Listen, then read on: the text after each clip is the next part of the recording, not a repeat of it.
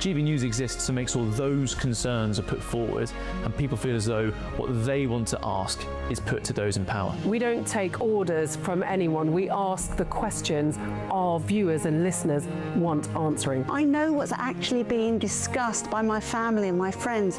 Us ordinary, hard-working British people have had enough. We've had enough. They're fed up with the same old establishment nonsense. Everything that we do is opening up conversations that others are afraid to go at. Why are you illegally bringing people into Britain?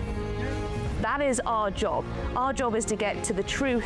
If it's important to you watching or listening at home, then it's important to us as well. That's what makes us the fearless champion of Britain.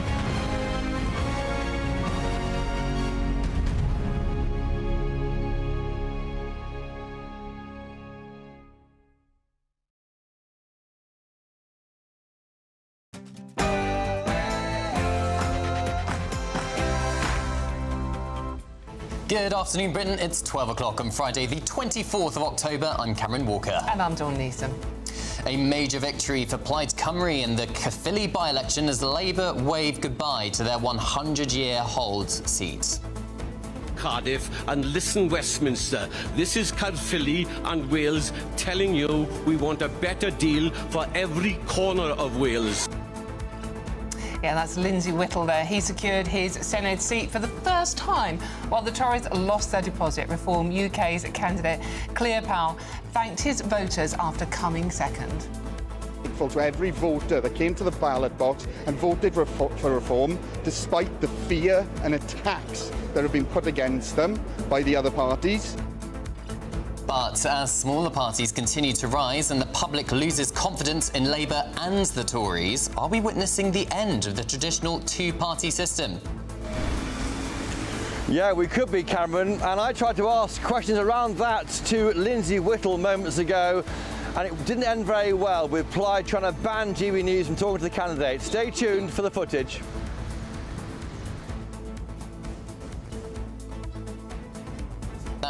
What's going to happen? Chancellor Rachel Reeves is considering raising income tax in the budget, despite Labour's manifesto pledge not to.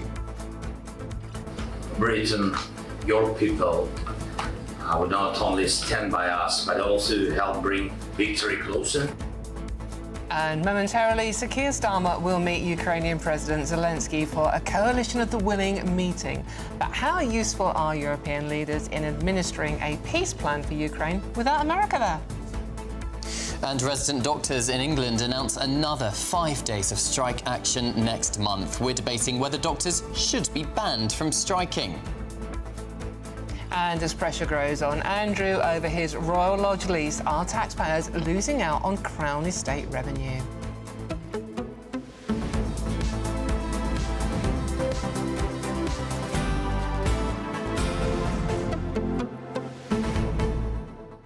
Well, Dawn, it's lovely to be back here on Good Afternoon Britain with you. And you're looking remarkably fresh as well, it has to be said, Cameron. And hello to you. Thank you so much for joining us this afternoon. As always, we really appreciate your company. But Cameron here is literally off the plane from the Royal Tour in Rome. Yes, I got home at midnight last night from the Royal Tour, but back here at silly o'clock this morning to join you all here from 12 midday. I mean, it was an incredible tour. It looked amazing. But do you know my favourite part? Personally, it wasn't the glitz and the glamour of the royal pomp and pageantry. It wasn't the historical moments of the king praying for the first time with the Pope in 500 years. It was actually quite selfish.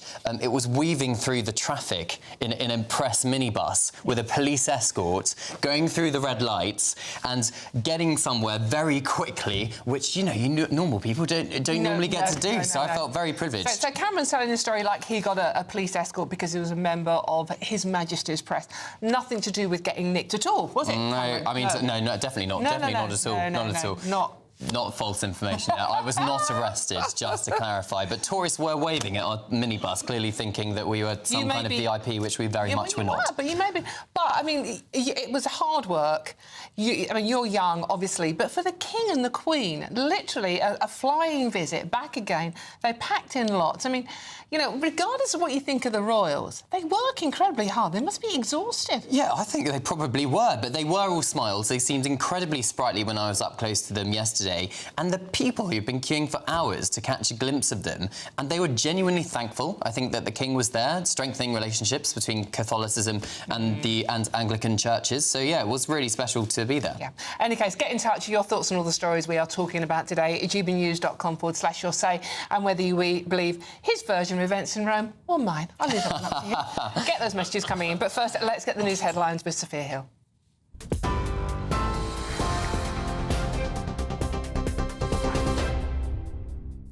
Dawn, thank you. Very good afternoon. It's just gone midday. These are your latest headlines. Top story, Plaid Cymru has claimed a decisive victory in the Caerphilly by-election, defeating Reform UK and pushing Labour into third place. Listen now, Cardiff, and listen, Westminster. This is Caerphilly and Wales telling you we want a better deal for every corner of Wales. The big parties need to sit up and take notice. Wales, we are at the dawn of new leadership. We are at the dawn of a new beginning. Speaking there, Lindsay Whittle secured almost half the vote, marking a swing of nearly 27% from Labour, which had held the seat since 1999. Plaid's leader, Rhian Iorwerth, said that the result shows that Wales is ready for a new leadership. The result is seen as a major boost for Plaid ahead of next year's Senate elections and a serious setback for Labour's dominance in Wales. GB News spoke to Deputy Chairman of the Conservative Party, Matt Vickers, about how this will impact the Labour Party. But, I mean, the overwhelming message of this is a complete, resounding hit on Labour. People are completely miffed with what they've seen during the last year, whether it's letting down the pensioners, letting down the farmers, the damage they're doing to our economy, 17% more people out of work, businesses closing at the fastest rate since the world economic crash.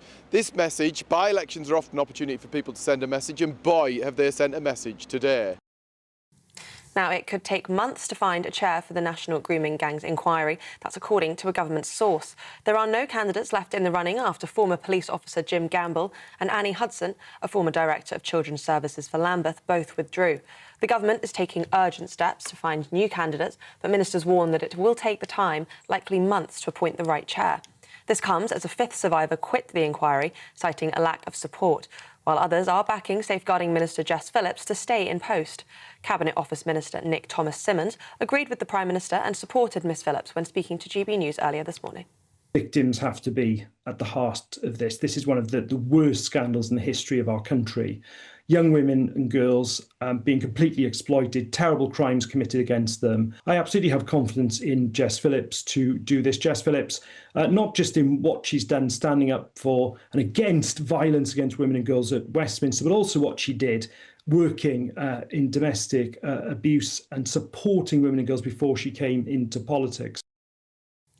Sir Keir Starmer will urge allies to increase Ukraine's supply of long-range weapons to strike back at Russia. That's as he hosts world leaders in London today for a meeting of the Coalition of the Willing.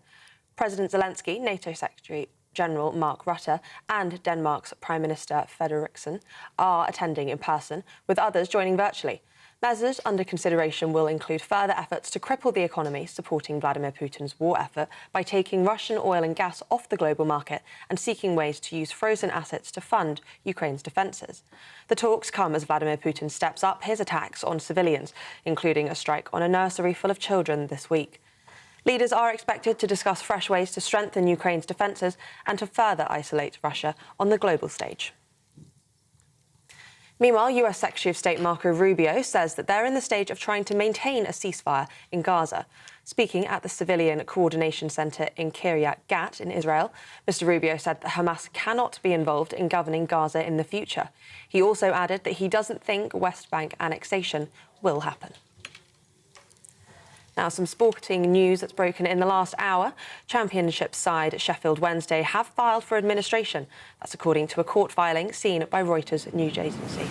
The club's financial issues under their current owner have been well documented, with reports that a winding up order from HMRC was imminent. Sheffield Wednesday did not make any immediate comment, but are expected to release a statement in due course. And pack your bags for Hull. The city's been named by National Geographic as one of the top 25 destinations in the world to visit by 2026. Celebrated for its rich 800-year maritime heritage, Hull's transformation of landmarks like the Maritime Museum, Spurn Lightship and Arctic Corsair helped secure its spot, putting it firmly on the global travel map. Those are the latest GB News headlines for now. More from me in half an hour, but first let's check. Cheers Britannia Wine Club proudly sponsors the GB News Financial Report. Here's a quick snapshot of the markets this afternoon. The pound will buy you $1.332 and €1.147. The price of gold is £3,053.03 per ounce, and the FTSE 100's at 9,575 points. Cheers Britannia Wine Club proudly sponsors the GB News Financial Report.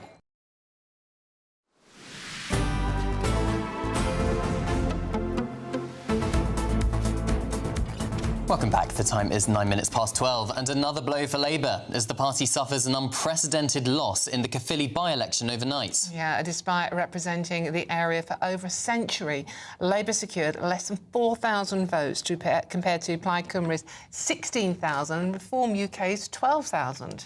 Well, this afternoon we're asking, is this a new dawn for politics in the UK? Now, GB News political editor Christopher Hope joins us now live from Caerphilly, where he is not only celebrating this election and working hard, but also his birthday. Happy birthday, Christopher. Let's get the fun stuff out of the way. Dawn, I wasn't going to mention it, but it is my birthday, and thank you for mentioning it there. Yes, it's a happy day in Caerphilly, and happy day really for Plaid, the party which saw off the threat of Nigel Farage here. Lindsay Whittle, 72, he won the seat here at the 14th time of asking. He said last night in his victory speech, it's better than scoring the winning try for Wales against New Zealand in the Rugby World Cup. So I thought I'd try and get hold of Lindsay Whittle this morning and ask him how he felt the night before and saw off Nigel Farage. But very sadly, Plaid Cymru didn't want GB News to speak to him, despite the fact my colleague Catherine Forster had spoken to him last night in a very moving interview about the former holder of this seat. Instead, the official from Plaid Cymru tried to block my path, tried to stop me interviewing Lindsay Whittle. He told me off camera repeatedly that the Plaid Cymru simply won't talk to GB News. I think that's a mistake, by the way, given our soaring ratings. But here's a clip of what happened about half an hour ago. Are people tired of Nigel Farage in Wales? I'm tired of him, yeah. Well, you're the answer, maybe. Someone who's authentically from the local area. Well, that was the result, wasn't it? Yeah. You must be delighted. Very. And on the doorstep, do you think the Labour MPs, Labour supporters also voted maybe against reform? You have to ask them that. You have to ask them that. It's a shame your aide here won't let you speak to us. Sorry, we are in a rush now. If you didn't mind. I'm walking with you. I know you are, It's a great shame you won't talk to GB News, though. But we want to cover this election properly. Well, I think we've done more than our fair share of interviews now. But you're delighted. 14th time lucky for you? Yeah, we're spot on. That's incredible. Have you a try and you kept going? Yep, that's what I do. Watch the puppet behind you. Yeah. Well, best of luck, and we'll see you at the elections in May. Yep, thank you. I'm very sorry your official here won't let me speak to you properly. All right, there you go. Thank you. Thank you, bye-bye. There we are. I wouldn't take no for an answer because I'll do my best for GB News viewers and listeners. But there we have it. He's a rather nice man, Lindsay Whittle, 72, from the local area, won the seat, saw off Nigel Farage's Reform UK. They do battle again in May. I just hope that Plaid Cymru change their policy and engage with GB News because, frankly, our viewers and listeners demand it and it's not respectful to them. And that's what bothers me. That was great perseverance, Chopper. Well done indeed. I mean, it just seems so silly because they can give GB News viewers and listeners the kind of lines that they want to put out there and what they see as importance to Welsh communities. It's ludicrous to me. Yeah, and we have a growing audience. Christopher Hope, thank you very much. We will be going back to Christopher to catch on any more developments and whether anyone's actually talking to him on his birthday. OK, now we're now joined by former MP and Reform member Sarah Atherton. Sarah, good to see you this morning. What do you make of this by-election result? Good afternoon, Dawn Cameron. Well, it's a monumental night for Welsh politics. If we look at Caerphilly, the Labour vote absolutely collapsed. And we must remember this is in the industrial Labour heartlands. Caerphilly has been Labour for over 100 years. So it's really significant. The Conservative vote is now insignificant. Reform did really, really well, tremendously well, if you think about the fact that they came from a cold start. And I'd like to thank all the Reform voters for putting their faith in us. And congratulations to Plaid, who should be speaking to you, because it's a good day for them and a win's a win. Yeah, it is. It's curious, isn't it, Sarah? Reform did incredibly well. I mean, it has to be said, they came from literally nothing to coming second. So it is a great performance, despite what people are saying. How much do you think is down to tactical voting, that Reform didn't get more votes? I think a lot was to do with tactical voting. I think if you think about Reform, we're untried and untested. That was what the message I was getting on the doorstep. And of course we are, because we're the new kids on the block. So what we've got to do going forward is to speak to all these people, to reassure them that we are putting Wales and the people of Wales first. So tactical voting certainly had something to do with it. I also think Plaid had a local representative. He's been standing for every Senedd and parliamentary election since 1983. Well done for him for his persistence. So that will have had an impact as well. But, you know, this is the first fight for the Senedd that Reform has had, and it's come second, and we've done amazingly well. Sarah, how confident are you that there will be a Reform government in Wales come 2026 elections? Oh, I'm very confident. We've got work to do. We're having a national campaign day tomorrow and we'll be out in Wales. We need to reassure voters that we're here to show them our policies. We obviously have our contract with you, which I hope people have looked at. We're formulating our Welsh manifesto as we speak, and we're allocating our candidates. So we've got work to do. We're not complacent. Plaid is very strong. Of course, I'm in North Wales. We've been neglected for 26 years by the Senedd, the Labour government propped up by Plaid. We have a slightly different outlook in North Wales. We're so close to the border, 50% of the population are within 25 miles of that border. And we mustn't forget what Plaid actually stand for. They are a nationalist party that want to separate Wales from the rest of the United Kingdom, whilst at the same time opening their borders for immigration under their nation of sanctuary policy. So this is the message we need to get over. It's a win for Plaid today. We lost the battle, but we will win the war. Indeed, strong words there. Thank you very much, Reform, former MP and Reform member Sarah Atherton. Thank you very much, Sarah. Thank you. Now, a top minister is insisting the government will not raise income tax in next month's budget. And Nick Thomas-Symonds confirmed that Labour stood by their manifesto pledges and have been protecting people's payslip. Well, it follows reports that the Chancellor Rachel Reeves was considering increasing income tax on the 26th of November to help reduce a multi-billion-pound gap in public finances. So, what can we expect from Rachel Reeves' autumn budget? We're joined now by economist Justin Urquhart-Stewart, who has a habit of making these things crisp and sexy and full of impact. But even you're struggling at the moment, Justin, aren't you? Another day, another tax policy, another potential break of that manifesto policy. What's the promise? Which will be reversed quite quickly, I suspect. And Dawn, you've been mentioning for some time, actually, how do you actually fill this black hole? And there aren't very many alternatives. You could faff around with lots of small taxes, all the sin taxes. It doesn't earn very much. You've actually got, if you want something which is as fair as you can ever make tax, it's going to be income tax. If you put on national insurance, well, we know how good that was last time. Yes. Actually put a tax on jobs. Brilliant. No, next great idea. So income tax, you know, if I were her now, I would actually say, you're right, times have changed, and therefore, of course, times have changed. My policy is going to change. You can shout at me all my like. Raise income tax up, but also not put it up by as much as you think you're going to need over the next 4 years. Get the bad news out of the way now. Don't come back the following year and say, actually, I need a bit more, because you really will lose all confidence then. So do that, but put it together with a package of incentives for investment. So whether it's in enterprise investment schemes around the whole of the country, or whether it's actually going to be making sure focusing on further not support, but tax breaks for all the high-tech areas, of which we've got spread all around the country. So it makes it look as though we don't have growing companies. We do. What they need is confidence and some encouragement and access to get more capital. That's what the government can do without spending money. But does the backbenchers in Rachel Reeves' party have confidence in her? Because, of course, she tried to make some winter fuel cuts, which she had to reverse. She had to abandon her welfare payments cuts as well because of backbenchers revolting. So there's a danger that if she goes too far, that her backbenchers aren't going to let her get any policies through anyway. Well, and nothing else, she is consistent at actually reversing things. So here's a good opportunity to actually keep going at that. No, what you can do with this, though, and this is the big opportunity, is to try and get confidence back into the economy. And again, the next stage you could do with that is nick some of the Tories' items they've been talking about, which is stamp duty. And I know, Dawn, you've been talking about this, getting rid of stamp duty, because encourages people to move house. When you move house, the kitchen goes, the bathroom goes, all those other bits. You spend more money. As more people be spending money, because you moved house, they earn more tax. More money going through the system. That's how you create wealth. Wealth will allow you to earn more tax.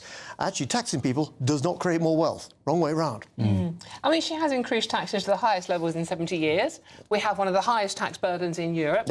How is it going to go down, not just with the backbenchers, but with the public, if she says, well, when we promised we weren't going to come for any income tax, we actually are? She's actually got to put through a very strong argument, say the rest of the world has changed, the economy has changed. We wrote this manifesto 2 years ago, whenever it was, and the world has changed from there. But that's where she needs to balance it out with here is the encouraging side of it. This is where we can balance this other side. And they haven't been very good at that, not inspiring you to say, actually, we're not a lost cause, we're not a broken cause. A lot of things wrong, we know that, but there are an awful lot of new things happening in terms of new businesses. Remember, we set up over 5,000 new businesses a year. More than France, more than Germany. We're much more dynamic. There are infrastructure issues we have to address. There's elements about the cost of power in this country is absolutely ridiculous. We are producing, whether you like wind power or not, a lot of wind power, but it's in the wrong part of the country. We can't get it from the north down to the south because we haven't got the infrastructure in place. So there are things there that actually can inspire a bit more confidence to actually get it moving. I mean, at the end of the day, British people are only going to consider voting Labour again if they feel better off by the time it gets to the next general election. So what is Rachel Reeves realistically going to be able to offer next month, which is going to make people feel better off? There's going to be very little she can do in the short term, unless she's really going to come up with a few sort of platitudes of discounts for Christmas and Halloween and things like that, which is frankly not going to go anywhere. She almost has to say, look, for the next 2 or 3 years, it's not going to be good news, I'm afraid, because we are going to be turning this round and highlighting the issues around the globe, which have been affecting this, but also look at those areas where she can show, as a result of these tax incentives, not money, just tax incentives, have increased these jobs, have increased a bit more sales coming through, sorting out the high street tax situation, because the shops are closing the entire time. A ludicrously badly structured tax system. Our Tolly's Tax Guide, which is the book that accountants take to bed for some strange excitement in the evening, that's doubled in the number of pages in 10 years. We've made it too complicated. Oh, gosh. Oh, dear. Simplify. So Rachel Reeves could be the Christmas Grinch for the Nightmare Before Christmas. Yeah, indeed. Night before Christmas, night before Halloween, nightmare before spring, night before Easter Bunny turns up. Who knows? Good luck with the nighttime reading, though, Justin. Slightly worried there. Wonderful Justin Urquhart-Stewart there, trying to explain, well, the inexplicable, to be honest with you. OK, let us know what you think about that. gbnews.com/your say. We do have some good news for you. We do, because time is ticking on your chance to win the biggest prize of the year in our current Great British giveaway, and there's just 1 week left, so get your skates on to get your entries in. Here's all the details.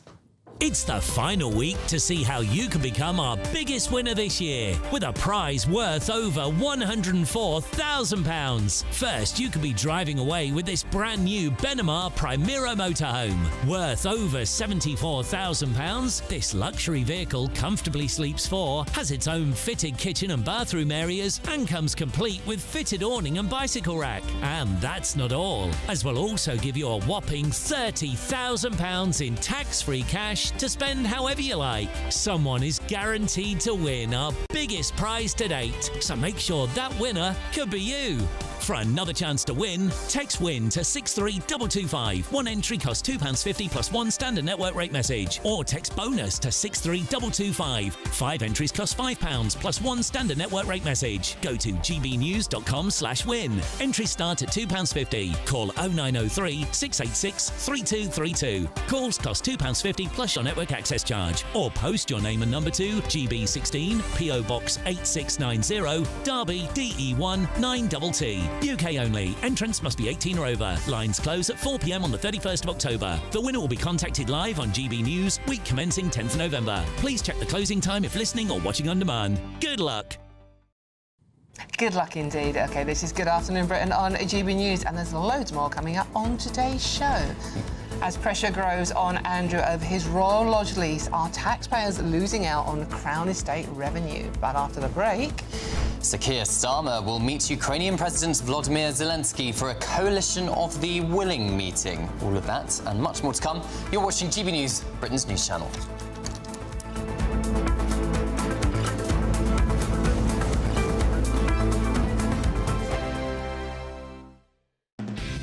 Decisions made in Washington aren't just shaping America, they're shaping Britain too. From migration to global security, from crime to health. Whatever happens in the White House today will be felt in your town or city tomorrow. That's why The Late Show is live from Washington, D.C. Cutting through the politics to show you what it all means for Britain. The Late Show live every night at midnight. Only on GB News, Britain's news channel. GB News Breakfast, every day from 6 a.m. Sanitary products in the urinals. Joining me now is a diversity and inclusion facilitator, Katie John Went, who also manages to talk sense on this subject, which is a very rare gift, to be honest with you. Katie, what do you make of this story? Well, you've set me up to fail now. I've got to talk sense. And it's a nonsense. It's a nonsense story in many respects. I mean, no harm's being caused. On the one hand, I would call this probably over-inclusivity, kind of well-meaningness gone too far, which then eventually does cause a backlash. And it's a backlash on people like me who are trans as well, because it just makes us obviously look a little ridiculous. But I understand where it came from. Some people, up until the Supreme Court judgment, have been going into toilets according to their acquired gender, their gender presentation, their gender identity, rather than their sex at birth, which does mean that trans men going into the men's loos may need a tampon. But the problem is, if a trans man were to actually press the button, immediately that means the trans guys just outed themselves, basically saying, look, I have some female needs. And it's not exactly going to be safe for that person in there anyway, nor kind of discreet or respectful or anything else. The better situation would be to place them in a unisex toilet, or the disabled as well. So if you know you've got a period, I would class a period as a disability in the moment in that sense. And absolutely, I don't think any disabled person would complain about them going in and using it. But the idea that it may cause, I don't know what Maya Fore said, is that illegality and harassment, and that the men are suddenly going to feel at risk of harassment from these trans men on their raging periods. I mean, the risk of some people on their raging periods is another matter. The People's Channel. Bold. They are under no illusion. Ray, are you a human trafficker? Boundless. I've had enough of the nonsense, and I'm not afraid to say it. Don't get us on the BBC. Every weeknight, I tear through the headlines. The smell of gasoline. Should we be worried about it? From Westminster madness to cultural war chaos. What we're going to do now is they are throwing things up the car as we speak. Get ready, Britain. Here we go. Patrick Christie tonight, weeknights from 9 p.m, only on GB News, Britain's news channel.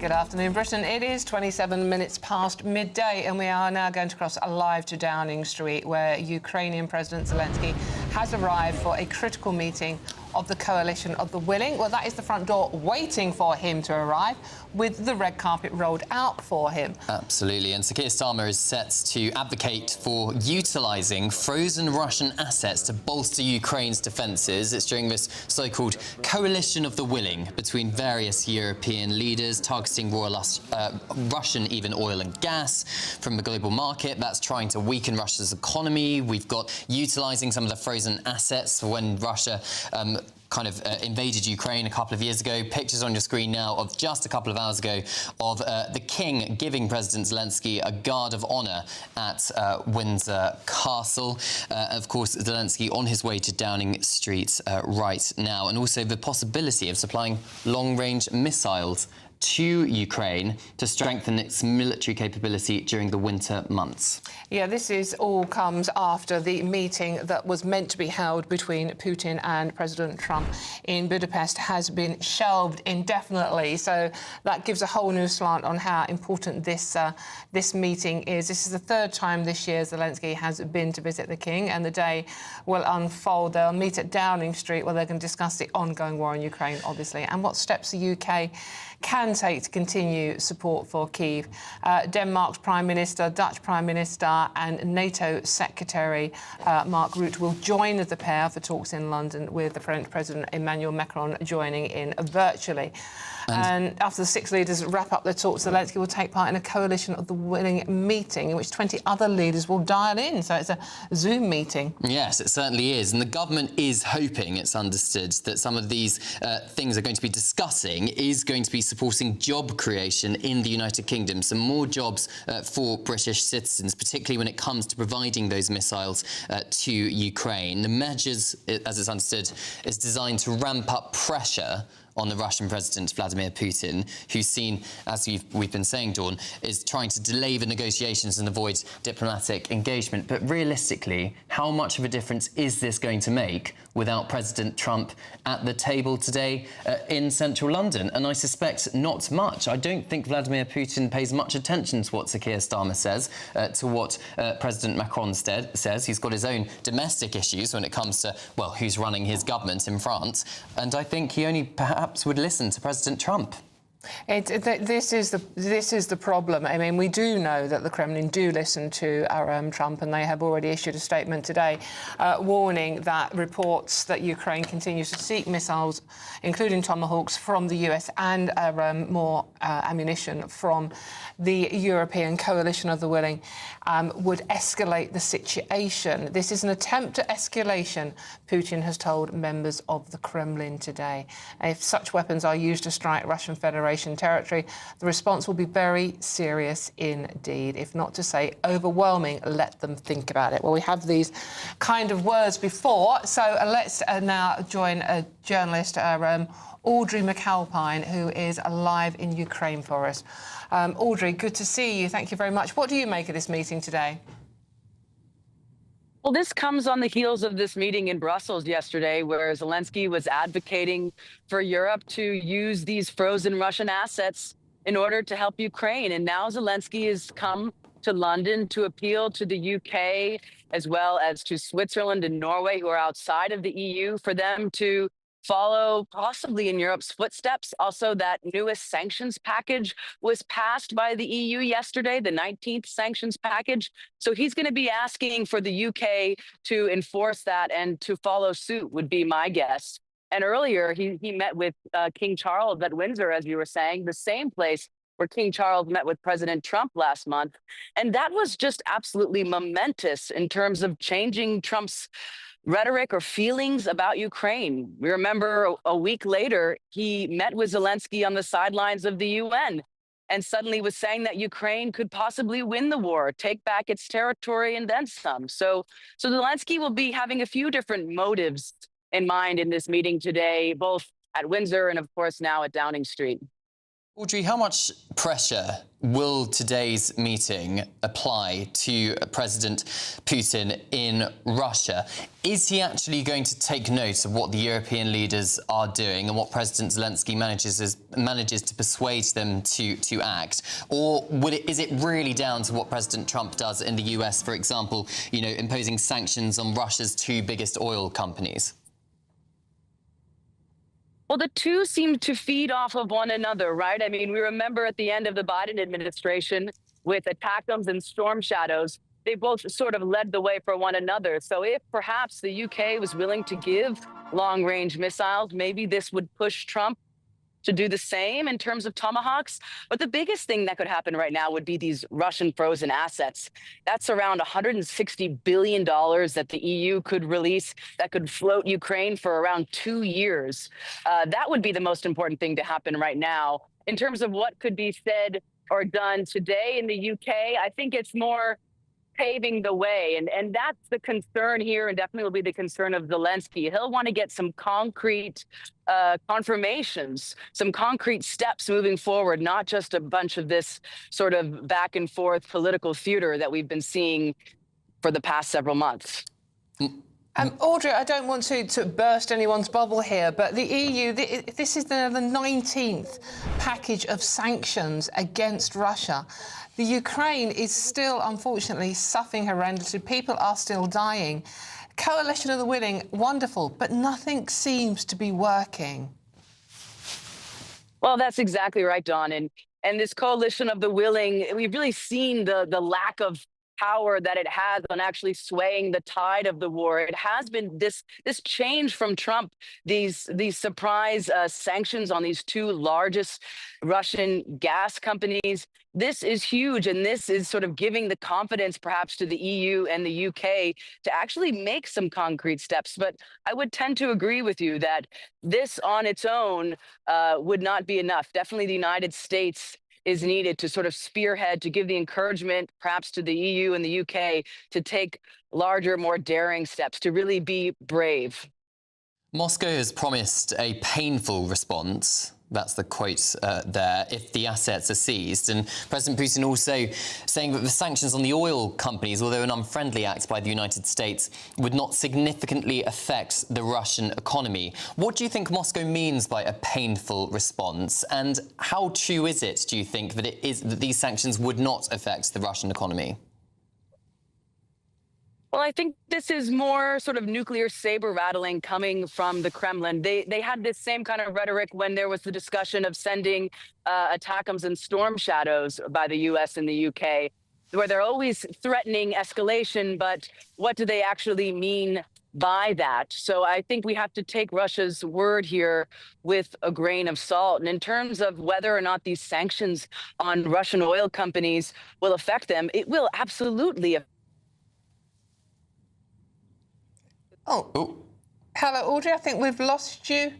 Right, we have lost Audrey. Yeah, no, absolutely. As I said, as you're joining us now, you can see on your screens the front door of number 10 Downing Street, obviously with the red carpet rolled out, ready for President Zelensky. Is Audrey back with us? Not quite. Looks like we've lost Downing Street as well. We've lost Downing Street as well. But just to recap of what is going on, Britain has called for a deal to use frozen Russian assets to help Ukraine in their war against Russia, with a coalition of the willing, with a number of European leaders either coming to London today or indeed dialing in via the internet for this meeting to discuss the using oil or sanctioning Russian oil and perhaps giving Ukraine the ability to use long-range missiles against Russia.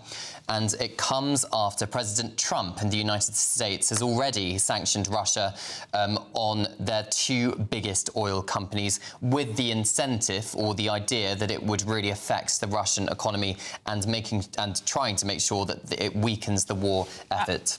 OK, Audrey, I think you're back with us now. Journalist Audrey McAlpine, live in Ukraine for us. Audrey. Yeah, I think this rhetoric coming from the Kremlin, this nuclear saber rattling or threat thereof, is just more of the same from them. We heard this back in November of last year when there was discussions of sending ATACMS and Storm Shadows where they threatened escalation again. And I think the more that the Kremlin uses this language, it shows the more fear that they perhaps have. These tomahawks would really cripple Russia. It would be striking deep into Russia, striking their oil refineries. So now we have, on one hand, sanctions on their oil exports, and on the second hand, hitting where they actually refine this oil within their own country. Sorry, just to interrupt you, for those of you listening on the radio, President Zelensky has just got out of the car and is walking towards number 10 Downing Street.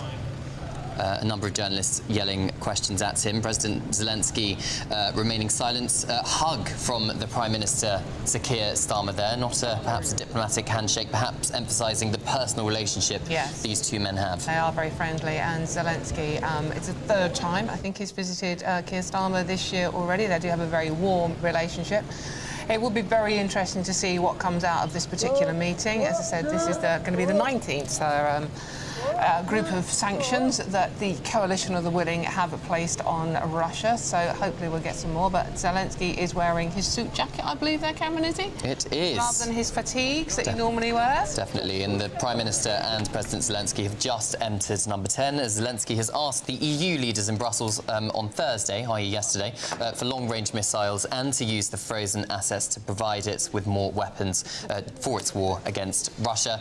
As soon as we have more information about what is discussed in this coalition of the willing meeting, we'll of course bring that straight to you. But Audrey, what did you make of the hug there between Prime Minister Starmer and President Zelensky? Well, as you said, it certainly highlights the familiarity between the two of them. I mean, the United Kingdom, is one of Ukraine's closest allies. I was speaking with soldiers today about what they made of this meeting between Zelensky and King Charles, for example, and they said that the UK is perhaps one of the closest, if not the closest. Do you remember the United Kingdom was the first to give Ukraine tanks early in the war? So they view this relationship as very special indeed. As I say, Audrey, it's very easy sitting here in the comfort of London, where we're not obviously under bombardment, to be quite cynical about the coalition of the willing and what can actually be achieved without America being on board as well. But what's morale like in Ukraine at the moment? Do they have faith, or do the people in Ukraine have faith that something can be achieved by the coalition of the willing? The Ukrainians are, I guess, riding a roller coaster when it comes to how they might feel about, the global politics and how it relates to Ukraine. Really, I think their feelings follow President Trump. They sort of ride the tide of what he might say and do on any given day. I will be honest, how they feel about the coalition of the willing, perhaps it seems like a friend and someone who will support them no matter what, but whether or not it will bring them lasting peace, I don't know if they necessarily feel that way. Okay. Audrey, thank you very much. That's journalist Audrey McAlpine from Ukraine for us. On the latest meeting between Zelensky and Keir Starmer and the coalition of the willing, we've just seen this was a few minutes ago, Zelensky arriving in number 10 Downing Street, striding very purposefully up the road to the door where the red carpet has been laid out for him. Keir Starmer meets him on the doorstep, as we're about to see again. These are pictures from just a few minutes ago. And this is after Zelensky has come straight from Windsor, where he met the King. Exactly, and a hug between the Prime Minister and President Zelensky there, showing perhaps their warm relationship. As you said, Dawn, he met His Majesty the King in Windsor a little bit earlier on, where the King gave him a Guard of Honour. Again, perhaps emphasising how important the King sees as supporting President Zelensky as well. Very interesting red carpet there. So we will, as soon as we have any more information, the afternoon is going to stack up where, after they've had the meeting at number 10 Downing Street, there will be a Zoom meeting between 20 of the coalition of the willing countries, which includes many of the countries and Europe, and see what comes out of it.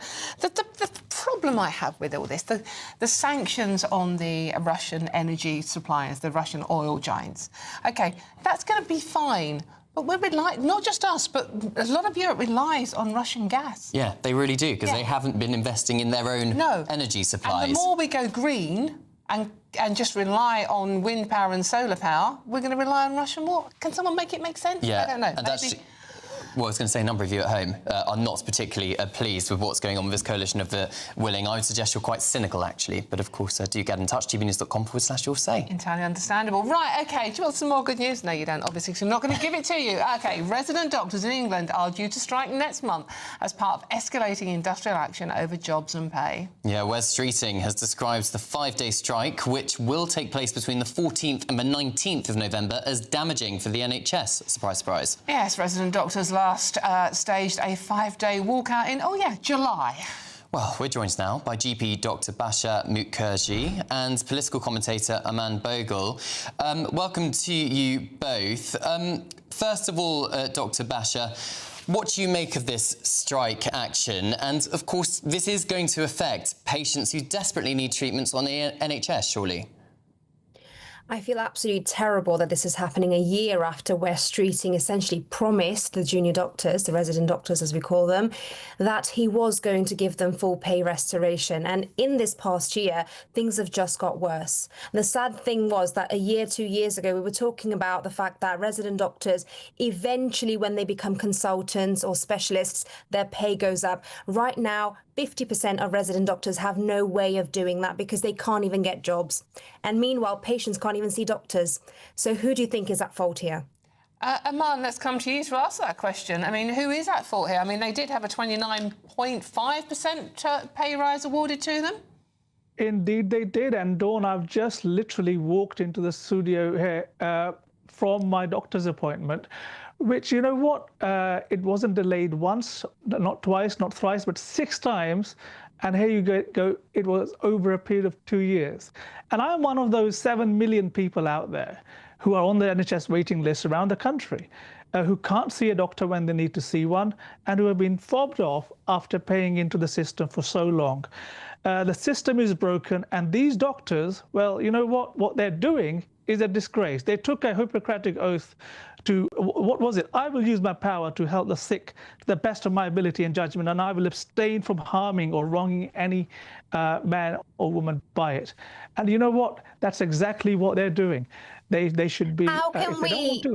If they don't want to work in the NHS for a starting salary of £38,000, they're welcome to go and work in the private sector. But as a bigger picture, look, we were told by Wes Streeting last year at the election that there's just 24 hours to save the NHS. Well, he's failed big time. He needs to go. The man is unfit for purpose. OK, Basha?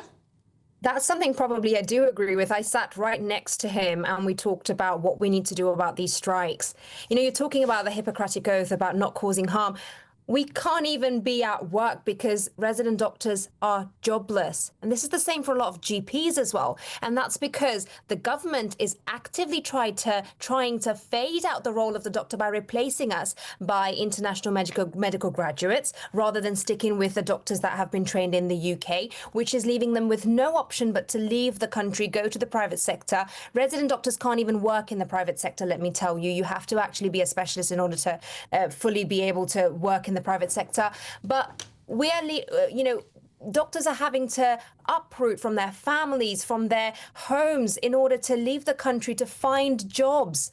Meanwhile, there are patients like yourself who can't see a doctor, that the appointments are being cancelled because there aren't enough doctors. They're being replaced by all these other additional staff, PAs, who are, by the way, cheaper for the government, but they cannot give the same service as a doctor. Aman, do you want to come back in? Indeed. You know what? Look, 40% of day-to-day departmental spending goes on the NHS. We spend £188 billion a year. Where on earth is it going if it's not paying for doctors and providing the places for them to work in the NHS? Look, the NHS is not the envy of the world. It's a broken socialist system, outdated. You know, who on earth still has those socialist, old communist 5-year, 10-year plans? It doesn't work. It's a boil that needs to be lanced. And you know what? Wes Streeting is unfit to reform it. He needs to go. Frankly, the Labour Party is unfit to do what's necessary. And that's what something the last Labour government was going to do, and that was to ban the strikes by doctors. We need to ban doctor strikes. We need to implement in this country a system very similar to what they have in India. It's called the Essential Services Maintenance Act, that whenever any doctor or frontline worker wants to go on strike, and it hinders basic service, basic maintenance level of service to the public, it is invoked, and strikes are banned. That's already in place. That's already in place. The strikes cannot be carried out if the hospitals feel that the minimum staffing levels are not being met. But let me tell you, even on non-strike days, I've been working in hospitals.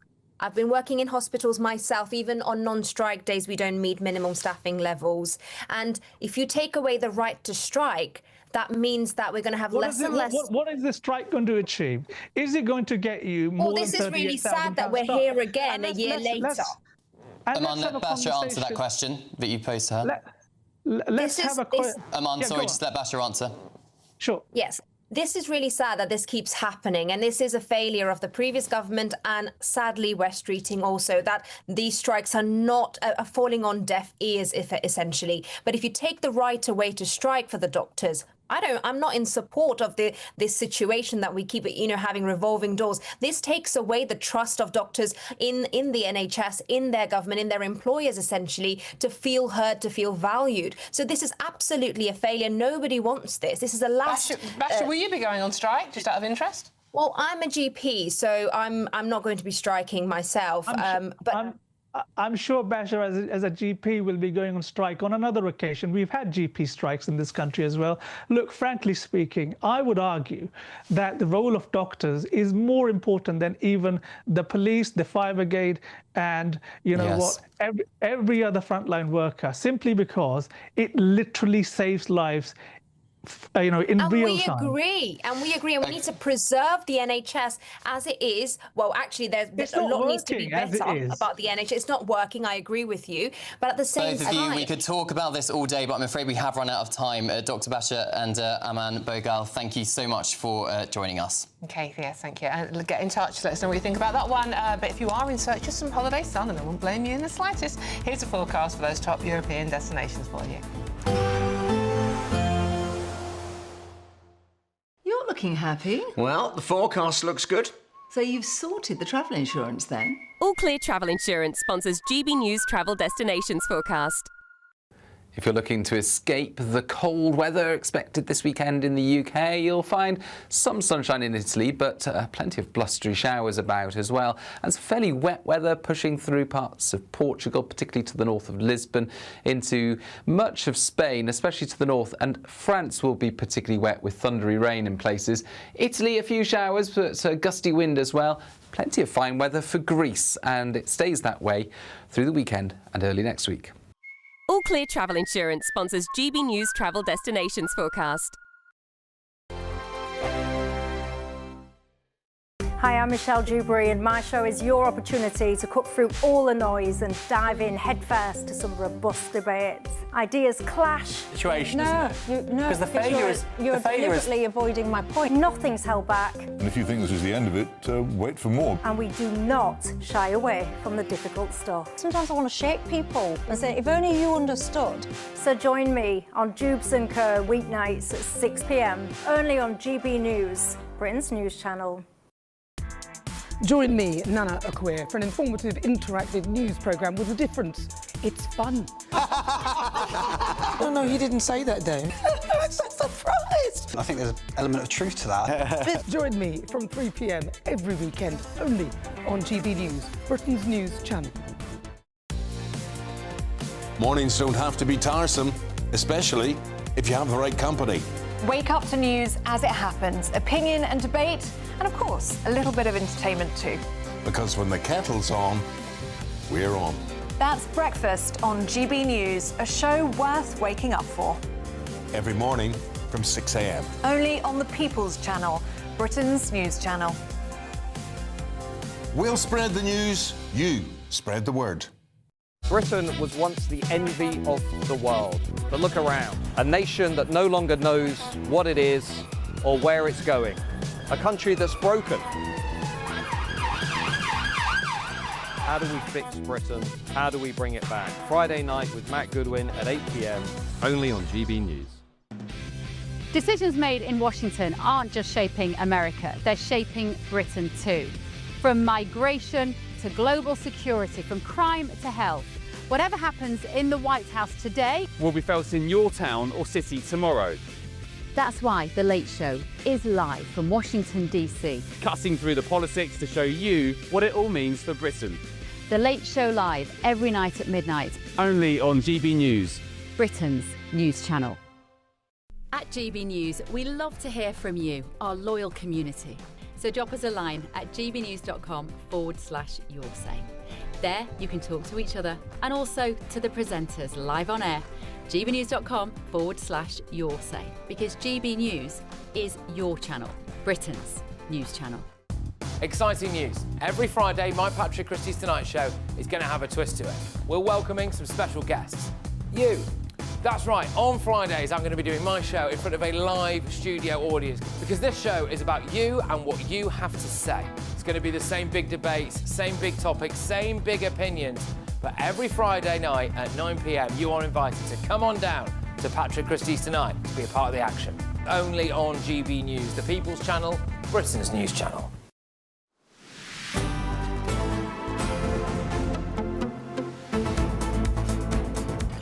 Good afternoon, Britain. It is coming up to 7 minutes to 1 o'clock. Golly gosh, time is flying. We need to talk royals, though, because Cameron, who is working with me today, has just come back from Rome with the royals. And I wanted to ask you, Cameron, about the fact that Prince Andrew and Royal Lodge, what's happening? Oh, the dream. Right, yes. So there's lots of very, very angry people, British citizens, who are a bit annoyed that Prince Andrew appears to have been paying peppercorn rent for the last 20 years on his big 30-room mansion, Royal Lodge. Peppercorn rent, Dawn, is actually a term that is in the lease agreement, and it means he either pays £1 or none at all.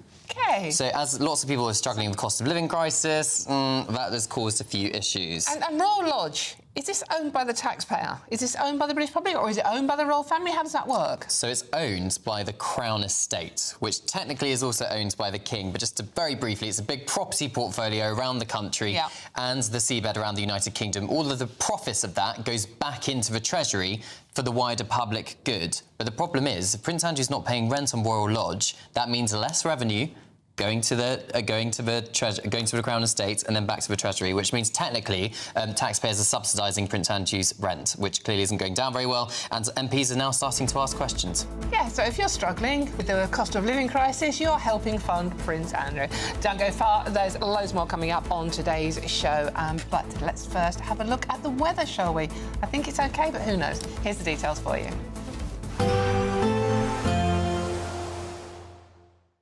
Expect warm spells with the odd rude interruption.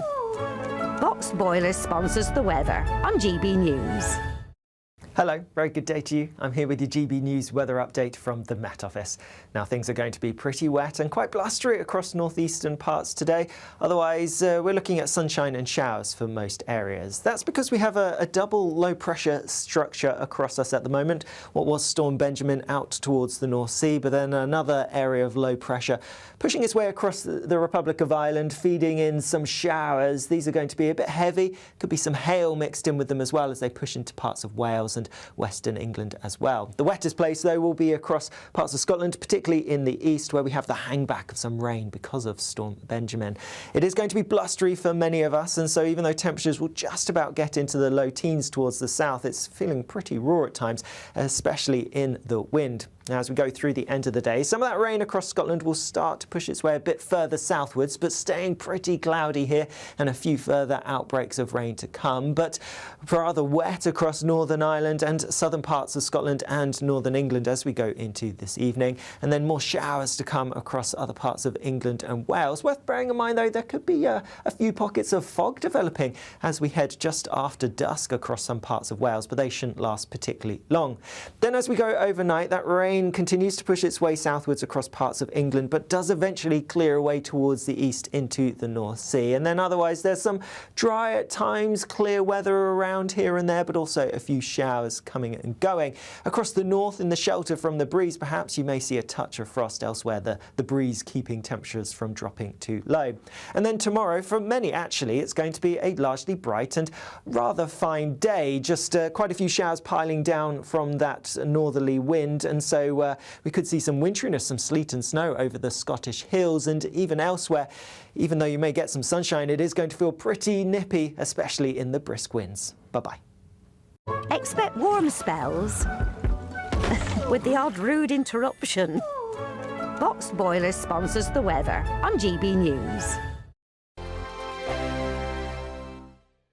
It's the final week to see how you can become our biggest winner this year. First, you could be driving away with this brand new Benamar Primera motorhome. This luxury vehicle comfortably sleeps 4, has its own fitted kitchen and bathroom areas, and comes complete with fitted awning and bicycle rack. And that's not all, as we'll also give you a whopping £30,000 in tax-free cash to spend however you like. For another chance to win, text WIN to 63225. One entry costs £2.50 plus one standard network rate message. Or text BONUS to 63225. 5 entries cost £5 plus one standard network rate message. Go to gbnews.com/win. Entries start at £2.50. Call 0903 686 3232. Calls cost £2.50 plus your network access charge. Or post your name and number to GB16 PO Box 8690 Derby DE1 9TT. UK only. Entrance must be 18 or over. Lines close at 4 p.m. on the 31st of October. Please check the closing time if listening or watching on demand. Britain's Newsroom. Weekday mornings from 9:30. She's got a huge platform, so it really is wonderful that she's raised this issue. Sandy, do you have any tips for parents who want to, keep screens out of the home? I find myself, as a parent, I'll be sort of Googling whether my son's development is right or whatever, or, Googling something about my son, and then I'll see that he's trying to play with me and I've been distracted by my phone. But I sort of have the best intentions, but I'm sure that's what everyone says. Do you have any tips for how to make phones and family more compatible? Yeah, absolutely. Particularly for very young children, they don't really have a good concept of time. So to say to them, you can have the device for 20 minutes means nothing. So what I recommend to families that I work with is that they have screen-free places in the home where no one has a screen, and there are particularly important ones. So meal times, which the Princess of Wales raised yesterday, that's hugely important. It's a great time for the family to get together and talk. And also children being on screens during meal times has been shown to contribute to childhood obesity, because children don't register when they're full and they don't stop eating because they're distracted. The other really good place to avoid screens for everyone is the bedroom, particularly the children's bedroom, because it affects the quality of their sleep, how long they sleep. And first thing in the morning is particularly bad. It's been shown that children who watch screens in the morning have worse behaviour, attention and concentration throughout the day. And they're far more likely to have a speech and language problem. GB News, the People's Channel.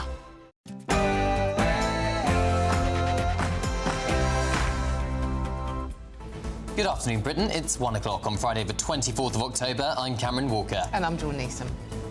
Sir Keir Starmer has welcomed Ukrainian President Zelensky to Downing Street for a coalition of the willing meeting. But how useful are European leaders in administering a peace plan for Ukraine without America? Sorry. Listen now, Cardiff, and listen, Westminster. This is Caerphilly and Wales telling you we want a better deal for every corner of Wales. A major victory for Plaid Cymru in the Caerphilly by-election as Labour waves goodbye to their 100-year-old seat. Lindsay Whittle secured his Senedd seat for the first time, while the Tories lost their deposit. Reform UK's leader, Claire Powell, thanked his voters after coming second. Grateful to every voter that came to the ballot box and voted for reform, despite the fear and attacks that have been put against them by the other parties. But as smaller parties continue to rise and the public loses confidence in Labour and the Tories, are we witnessing the end of the traditional two-party system? Another tax rise from Labour. Chancellor Rachel Reeves is considering raising income tax in the budget despite Labour's manifesto pledge not to. And as pressure grows on Andrew over his Royal Lodge lease, are taxpayers losing out on Crown Estate revenue? It's a hull of a place to live. Hull has made it onto the list of top 25 global destinations to visit alongside Rio de Janeiro, Fiji and Vancouver.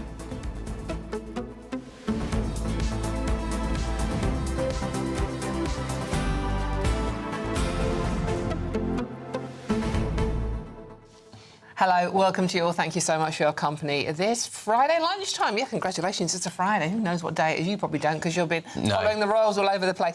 But yeah, thank you so much for your company. I'm sorry, I know everything we do is brilliant at GB News, right? We love the stories, we love giving them to you, and we love talking to you. However, Hull? Yes. We have lots of viewers in Hull. No, we have lots of, but I mean, come on. I mean, what are the other lists? Rio de Janeiro? Rio de Janeiro. Or Hull? Fiji. Well, do you know what? Maybe that's just the weather thing. If Hull had the climate of Rio de Janeiro, what's wrong with Hull? Beaches? Beaches? I'm sure there's not beaches in Hull, is there? Well, nice little estuary, isn't there? Yeah, no, yes. I love Hull. I've been to Hull for football. I mean, yeah, and you know, we're very, very welcoming.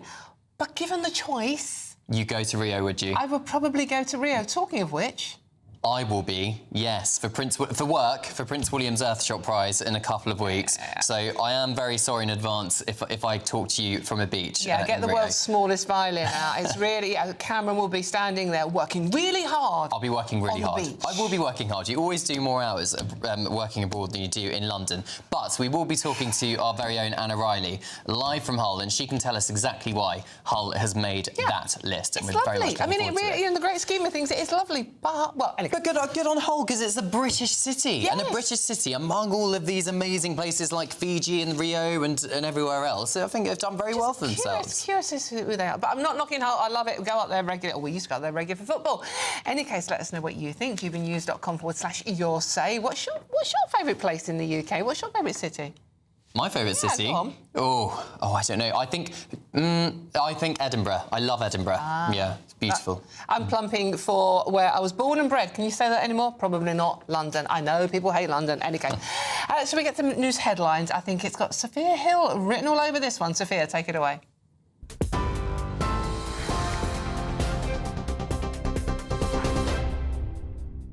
Dawn, thank you. Very good afternoon. It's just gone 1 o'clock. These are your latest headlines. Top story this afternoon, President Zelensky has arrived at number 10 ahead of the meeting of the Coalition of the Willing in London today. Sir Keir Starmer will urge allies to increase Ukraine's supply of long-range weapons to strike back at Russia. Measures under consideration will include further efforts to cripple the economy supporting Vladimir Putin's war effort by taking Russian oil and gas off the global market and seeking ways to use frozen assets to fund Ukraine's defences. The talks come as Vladimir Putin steps up his attacks on civilians, including a strike on a nursery full of children earlier this week. Leaders are expected to discuss fresh ways to strengthen Ukraine's defences and further isolate Russia on the global stage. Elsewhere, Plaid Cymru has claimed a decisive victory in Caerphilly by-election, defeating Reform UK and pushing Labour into third place. Listen now, Cardiff, and listen, Westminster. This is Caerphilly and Wales telling you we want a better deal for every corner of Wales. The big parties need to sit up and take notice. Wales, we are at the dawn of new leadership. We are at the dawn of a new beginning. Speaking there, Lindsay Whittle secured almost half of the vote, marking a swing of nearly 27% from Labour, which had held the seat since 1999. Plaid's leader, Reen ap Iorwerth, said that the result shows that Wales is ready for new leadership. The result is seen as a major boost for Plaid ahead of the next year's Senedd elections and also a serious setback for Labour's dominance in Wales. GB News spoke to Deputy Chairman of the Conservative Party, Matt Vickers, about the impact this is having on Labour. But, I mean, the overwhelming message of this is a complete, resounding hit on Labour. People are completely miffed with what they've seen during the last year, whether it's letting down the pensioners, letting down the farmers, the damage they're doing to our economy, 17% more people out of work, businesses closing at the fastest rate since the world economic crash. This message, by-elections are often an opportunity for people to send a message, and boy, have they sent a message today. Now, it could take months to find a chair for the National Grooming Gangs inquiry, according to a government source. There are no candidates left in the running after former police officer Jim Gamble and Annie Hudson, a former director of Children's Services for Lambeth, both withdrew. The government is taking urgent steps to find new candidates, but ministers warn that it will take the time, likely months, to appoint the right chair. This comes as a fifth survivor quit the inquiry, citing a lack of support, while others back Safeguarding Minister Jess Phillips to stay in post. Cabinet Office Minister Nick Thomas-Symonds agreed with the Prime Minister and supported Ms Phillips when speaking to GB News earlier today. Victims have to be at the heart of this. This is one of the worst scandals in the history of our country. Young women and girls being completely exploited, terrible crimes committed against them. I absolutely have confidence in Jess Phillips to do this. Jess Phillips, not just in what she's done standing up for and against violence against women and girls at Westminster, but also what she did working in domestic abuse and supporting women and girls before she came into politics. Some sporting news. Championship side Sheffield Wednesday have filed for administration. That's according to a court filing seen by Reuters news agency. The club's financial issues under their current owner have been well documented, with reports that a winding up order from HMRC was imminent. Sheffield Wednesday did not make any immediate comment, but are expected to release a statement in due course. And pack your bags for Hull. The city's been named by National Geographic as one of the top 25 destinations in the world to visit by 2026. Celebrated for its rich 800-year maritime heritage, Hull's transformation of landmarks like the Maritime Museum, Spurn Lightship and Arctic Corsair helped secure its spot, putting it firmly on the global travel map. Those are the latest GB News headlines for now. More from me in half an hour, but first let's check in on the markets. Cheers Britannia Wine Club proudly sponsors the GB News Financial Report. Here's a quick snapshot of the markets this afternoon. The pound will buy you $1.331 and €1.146. The price of gold is £3,050 and 25 pence per ounce, and the FTSE 100's at 9,570 points.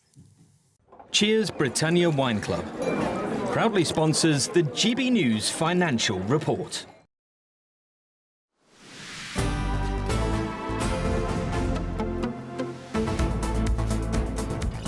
Good afternoon, Britain. It is coming up to 9 minutes past 1. And your main stories for you. Another blow for Labour as the party suffers an unprecedented loss in the Caerphilly by-election overnight. Yes, despite representing the area for over a century, Labour secured less than 4,000 votes compared to Plaid Cymru's 16,000 and Reform UK's 12,000. So this afternoon we're asking, is this a new dawn for politics in the UK?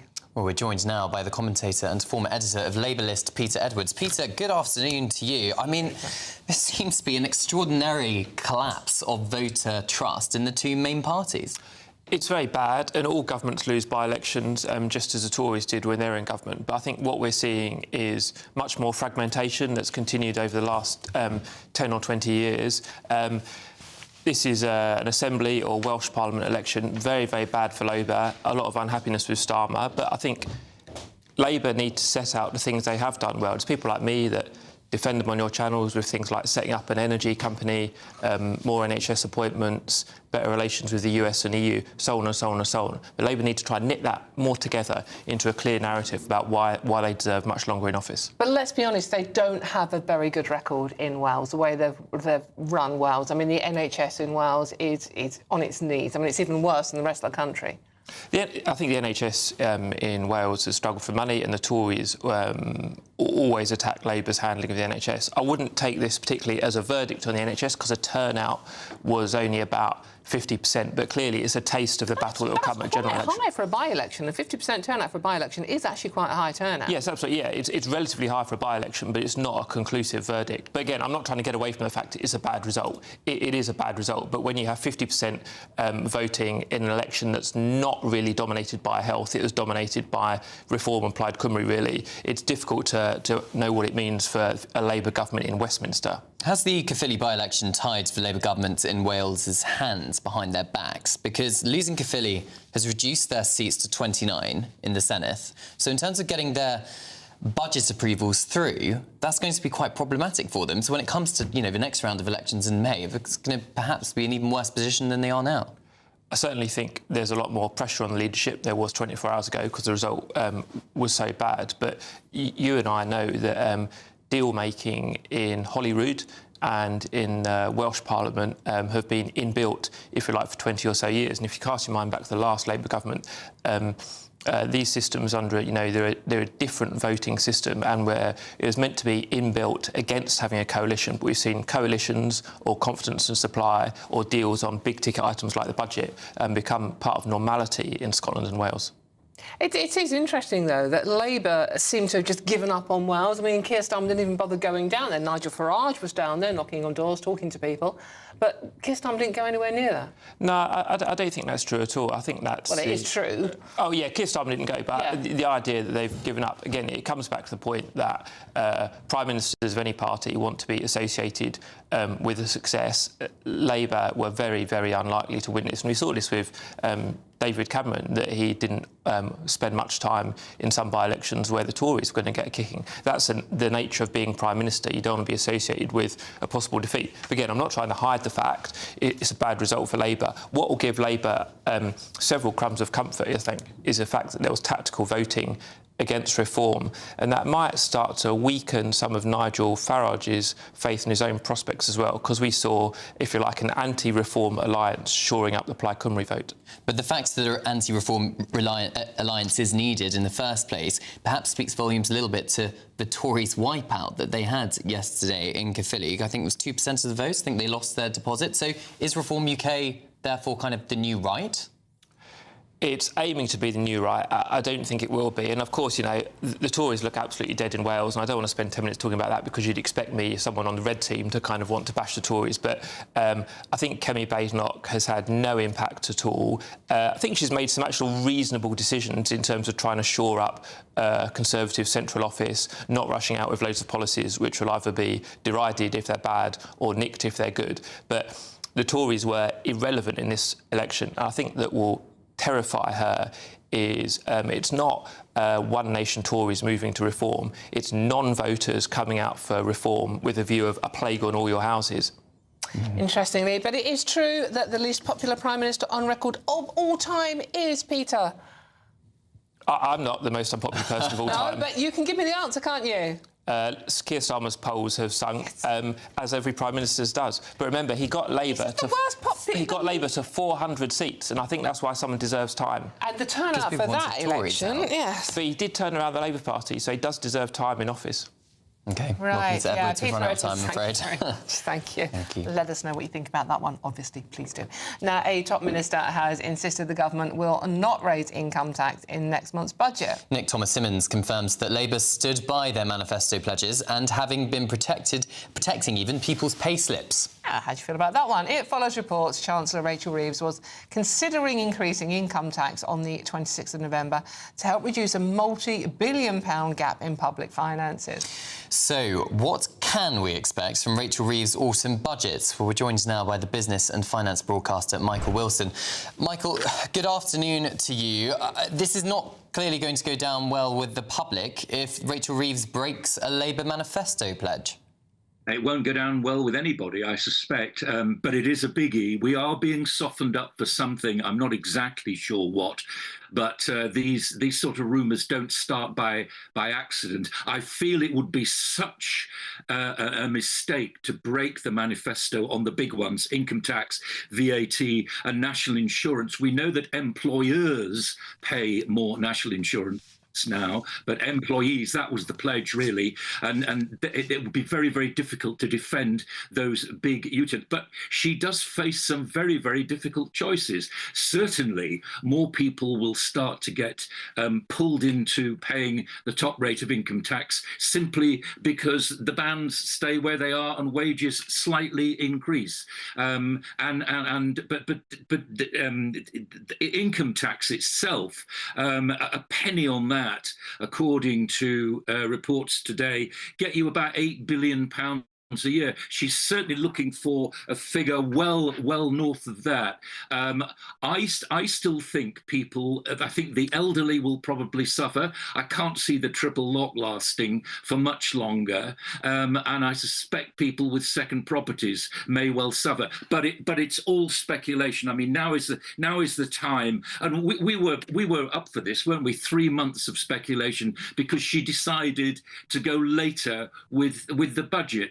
I do feel, I mean, that's one thing. It's a headline event, no question about that. I've covered many budgets, and there's always been, you know, what rabbit will be pulled out of a hat. I don't think there are any rabbits to be pulled out of a hat. I think it's going to be very unpopular, very unpopular indeed. But bear in mind the real problems in this country. Yes, of course, there is this black hole, however big it may be. I think we've got problems when we have a quarter of people of working age, that's between people aged between 16 and 64, who are claiming out of work benefits. I think that really is where the problem lies in this country. So many people out of work, 5.6 million people claiming out of work benefits as well.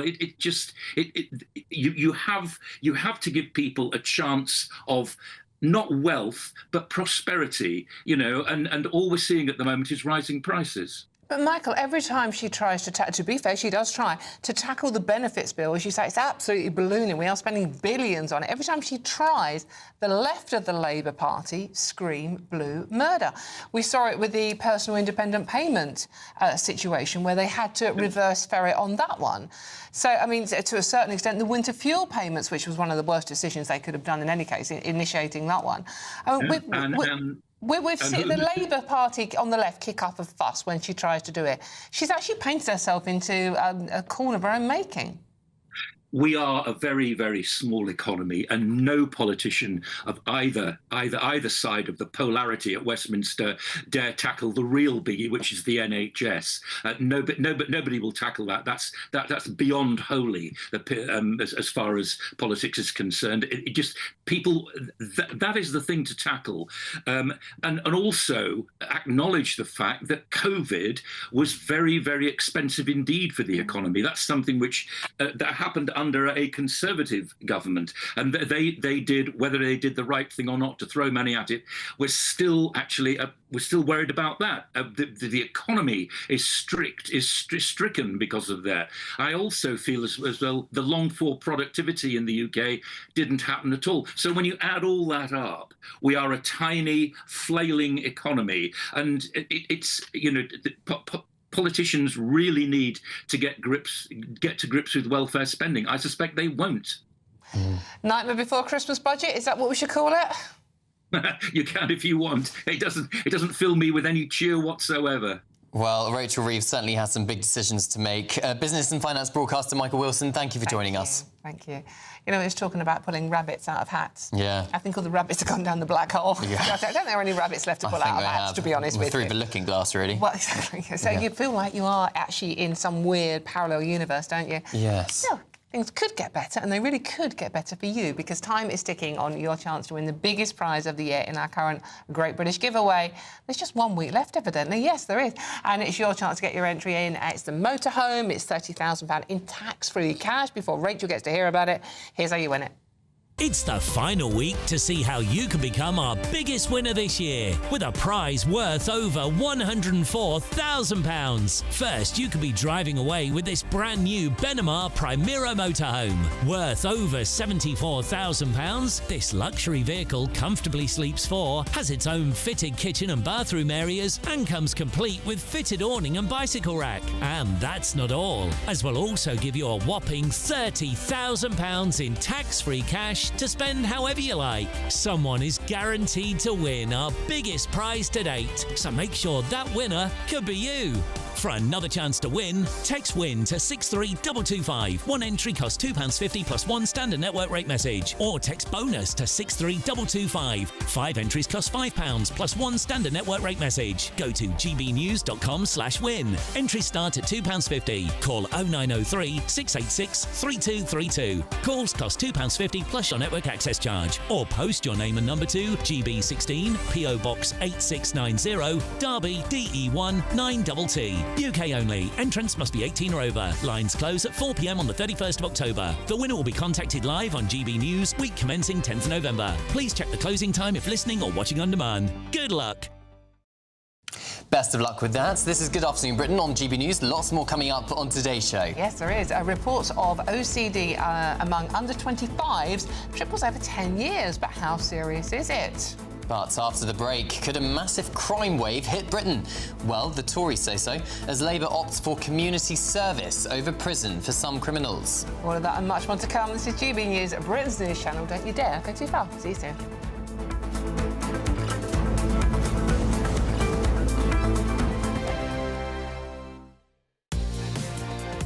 Mornings don't have to be tiresome, especially if you have the right company. Wake up to news as it happens, opinion and debate, and of course, a little bit of entertainment too. Because when the kettle's on, we're on. That's Breakfast on GB News, a show worth waking up for. Every morning from 6 a.m. Only on the People's Channel, Britain's news channel. We'll spread the news, you spread the word. From the school run to the home run, watch a new show for all of Britain. He can say whatever he wants. A straight talking show where all voices are heard. And, you know, when are we going to stop talking about smashing the gangs and actually do it? With the stories that matter from every part of our country. There's a bit of a crash landing there for your Chancellor. Bold, fearless and standing up for you. That's me, Martin Daubney, 3 p.m. till 6 p.m, weekdays, here only on GB News. The People's Channel, Britain's news channel. Britain was once the envy of the world. But look around. A nation that no longer knows what it is or where it's going. A country that's broken. How do we fix Britain? How do we bring it back? Friday night with Matt Goodwin at 8 p.m, only on GB News. Decisions made in Washington aren't just shaping America, they're shaping Britain too. From migration to global security, from crime to health. Whatever happens in the White House today will be felt in your town or city tomorrow. That's why The Late Show is live from Washington, D.C. Cutting through the politics to show you what it all means for Britain. The Late Show live every night at midnight. Only on GB News, Britain's news channel. At GB News, we love to hear from you, our loyal community. So drop us a line at gbnews.com/yoursay. There you can talk to each other and also to the presenters live on air. gbnews.com/yoursay, because GB News is your channel, Britain's news channel. Hi, I'm Michelle Dewberry, and my show is your opportunity to cut through all the noise and dive in headfirst to some robust debates. Ideas clash. Situation, no, isn't it? No, because the failure is you're deliberately avoiding my point. Nothing's held back. And if you think this is the end of it, wait for more. And we do not shy away from the difficult stuff. Sometimes I want to shake people and say, if only you understood. So join me on Jubes and Kerr weeknights at 6 p.m, only on GB News, Britain's news channel. Join me, Nana Akua, for an informative, interactive news programme with a difference. It's fun. No, he didn't say that, Dave. I'm so surprised. I think there's an element of truth to that. Join me from 3 p.m. every weekend, only on GB News, Britain's news channel.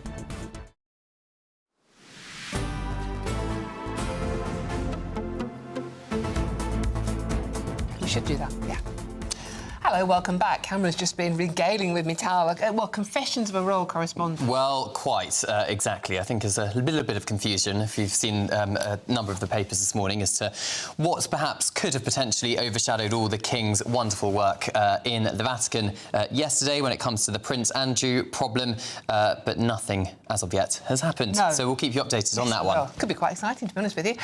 Meanwhile, the Conservatives, yes, back to them, have warned that Britain's heading for a massive crime wave as Labour plans to implement more community service punishments rather than sending criminals to, prison. Yes, and the Shadow Justice Secretary, Robert Jenrick, said probation officers won't be able to cope with Labour's soft justice master plan, as it will place increased pressure on the service. Crime figures continue to rise in the UK as Labour's first year in power has seen a spike in shoplifting and drug offences alongside a recent surge in online investment scams. Well, joining us now is the former police officer Kevin Hurley. Kevin, good afternoon to you.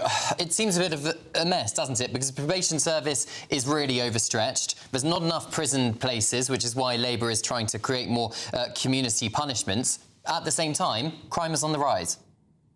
Yeah, I mean, it's a bit rich for the Conservatives after 14 years of emasculating the probation service, failing to build adequate prisons to deal with this, cutting back on drug rehabilitation, closing magistrates and Crown courts, failing to recruit enough judges, failing to staff the Crown Prosecution Service adequately, and emasculating the police service, to now blame Labour. Yes, Labour need to get their skates on and start to do something more positive. But ultimately, they, unfortunately for the Labour Party, they've picked up a poison chalice. The issue that concerns me is, whilst there is a case that there are people in prison who probably should not be there because their offences are not a threat to public safety or indeed having their houses broken into, and there is possibly a need for community punishments, the issue is how is this going to be implemented by judges when they make sentences for people who frankly are so bad they should be kept locked up. And by that I mean petty burglars and people who steal phones and so on. The only thing those people understand is being locked up. And the reason why it's effective is when they're locked up in Wandsworth or Manchester prison, they can't break into our houses. It's quite wrong to say prison doesn't work, because it does. Because the career criminals carry out a cost-benefit analysis as to whether or not they're going to be caught and whether or not they're going to be banged up before they decide to burgle our houses or steal from our businesses and so on. So I think the bottom line is Labour have to bite the bullet and find a way to pay for a lot more prisons and a lot more prison staff and look after them properly to deal with this. Because in fairness to the police, and I never cease to be disappointed at some of the things I see happening, the prisons are full, and it wasn't the RSPCA who put them there, it was the police. So there's not a lot they can do about the problems now with the mobile phones being stolen or burglaries or shoplifting, because there's nowhere to put these people. Kevin, so you agree with this headline that we are actually heading for a massive crime wave, even worse than most people are facing at the moment? And we know in London in particular, you get a mobile phone stolen every 4 minutes, there's a rape every hour. I mean, it can't get much worse, or can it? Of course, yeah, of course it can get much worse. The problem with it is, as I said before, career criminals will carry out a cost-benefit analysis. What's the chances of being caught? What's the prison sentence that I'm going to receive? And so on. And of course, they know that the police are overwhelmed. Prosecution service are. I mean, there are some cases waiting to go to the Crown Court 3 and 4 years long, including in cases of rape. If you don't take away the impunity of offenders, they are going to carry out these offences, whatever they are. And it's not rocket science. There is a tranche of society who are predators, and they need to know there's a good chance they'll be caught and they'll be banged up. And unfortunately, due to a lack of investment in these various things I've just mentioned, they know they're going to get away with it. And you can't blame the police because there's nowhere to put them. Kevin, the government says that they plan to recruit anyway, an extra 1,300 probation officers and increase the probation budget by £700 million. Do you think that's going to make any difference at all? It will be helpful, but dealing with career criminals, as I have done so often, they tell me that the only thing that worries them when they're on probation is if they don't comply, the probation officer will breach them and get them put back in prison. Well, if there's no prison space, that sanction available to probation officers to make sure the community sentences are carried out is not available. You can't get away from it. They need to build more prisons. And again, it's the Tories' fault for failing to do that. But that's not going to happen overnight, Kevin, is it? I mean, I know that, you know, how do you solve this problem? But building more prisons is not... What about things like Nightingale prisons? Would that be an answer? Of course. You know, there's lots of government land that's unused in one way or another, which you could build... frankly, as you say, Nightingale, or quickly built prisons, almost like prison camps from the Second World War, where the less problematical prisoners, the ones that should still be locked up, category C type ones, could be secured. But of course, there's going to be a challenge there because ultimately, and I suspect it will require another change of government, perhaps reform coming, they are going to need to build detention camps for all these boat people that are coming in to take away the attractive offer that's causing them to all come. So we're moving faster and faster into a very difficult situation where there's going to be a need for far greater detention facilities across the board. OK, former police officer Kevin Hurley, thank you very much for that. And please let us know what you think on that, gbnews.com/you'll say, because it's such a complicated issue. There's so much that needs to be done, and, you know, Kevin's right. It's not just the fault of this government, it's the fault of previous governments as well. It's like we've just let it slide so much, but it does seem like the criminals are actually running the justice service at the moment. And I'm sure human rights lawyers will be rubbing their hands with glee at the thought of prison camps being built to hold prisoners. Yeah, so if you've got a kid out there who's wondering what to do with a career, as a future career, lawyer would be a good idea. In any case, this is Good Afternoon Britain, then GB News, and there's loads more coming up on today's show. Including reports of OCD among under-25s tripling in over 10 years. But how serious is it? All of that and much more after your latest news headlines with Sophia Hill.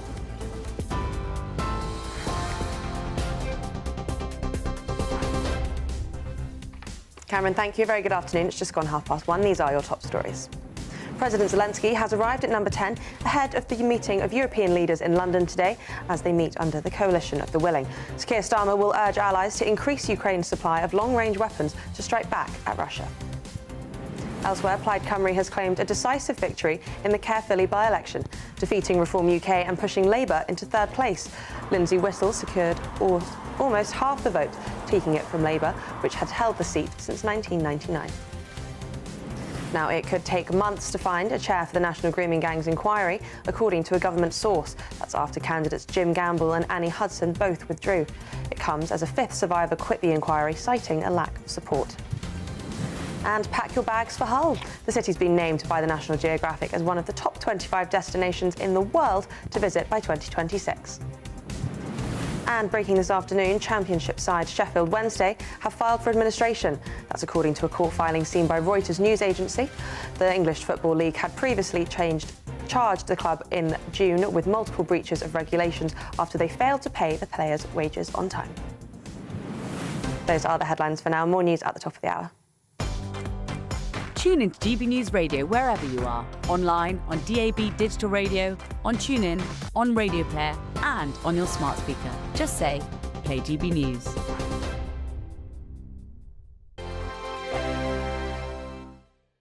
Hello, very good day to you. I'm here with your GB News weather update from the Met Office. Now, things are going to be pretty wet and quite blustery across northeastern parts today. Otherwise, we're looking at sunshine and showers for most areas. That's because we have a double low pressure structure across us at the moment. What was Storm Benjamin out towards the North Sea, but then another area of low pressure pushing its way across the Republic of Ireland, feeding in some showers. These are going to be a bit heavy. Could be some hail mixed in with them as well as they push into parts of Wales and Western England as well. The wettest place, though, will be across parts of Scotland, particularly in the east, where we have the hangback of some rain because of Storm Benjamin. It is going to be blustery for many of us, and so even though temperatures will just about get into the low teens towards the south, it's feeling pretty raw at times, especially in the wind. Now, as we go through the end of the day, some of that rain across Scotland will start to push its way a bit further southwards, but staying pretty cloudy here, and a few further outbreaks of rain to come. But rather wet across Northern Ireland and southern parts of Scotland and Northern England as we go into this evening. And then more showers to come across other parts of England and Wales. Worth bearing in mind, though, there could be a few pockets of fog developing as we head just after dusk across some parts of Wales, but they shouldn't last particularly long. Then as we go overnight, that rain continues to push its way southwards across parts of England, but does eventually clear away towards the east into the North Sea. And then otherwise there's some dry at times, clear weather around here and there, but also a few showers coming and going. Across the north, in the shelter from the breeze, perhaps you may see a touch of frost elsewhere, the breeze keeping temperatures from dropping too low.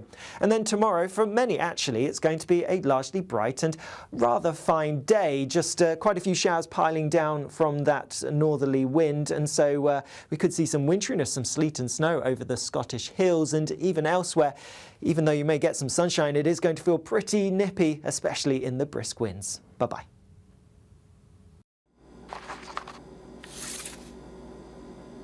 Crash Law 24 sponsors GB News Traffic and Travel Report. Good afternoon. This is the latest AI travel news from gbnews.com. Drivers in Glasgow should be cautious due to fog. expect congestion on the M4 between junctions 28 and 25. In Staffordshire, a collision on the M6 between junctions 15 and 14 closes 2 lanes. Southbound drivers on the A12 in Essex face load spillage and lane closures. Hampshire's M27 eastbound between junctions 8 and 9 faces severe disruptions with 3 lanes shut. And on the trains, Avanti West Coast and London North Western Railway services between Milton Keynes Central and Northampton are disrupted. For more travel news, go to gbnews.com. Crash Law 24 sponsors GB News Traffic and Travel Report.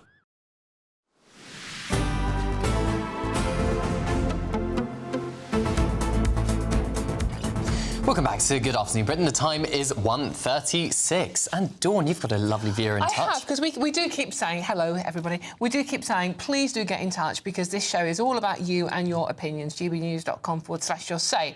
And I love reading them out. And this one has really caught my eye. This is from Sharon. Sharon says, look, you can call me what you want, I don't care, Sharon. But Sharon says, what a nasty piece of work Dawn is. Publicly revelling in the prospect of Prince Andrew losing his home, having his nose rubbed in it and getting his comeuppance. Your true colours are pretty vile. That's what Sharon says, because I have been slightly critical of Prince Andrew over his behaviour. Now, Cameron, you are a royal correspondent. Yes. You've dealt with the royals for a long time. Now, I've only met Prince Andrew once. But I would just say, Sharon, what he has been accused of and denies, of course he denies it, but aren't you a little bit appalled by some of his behaviour?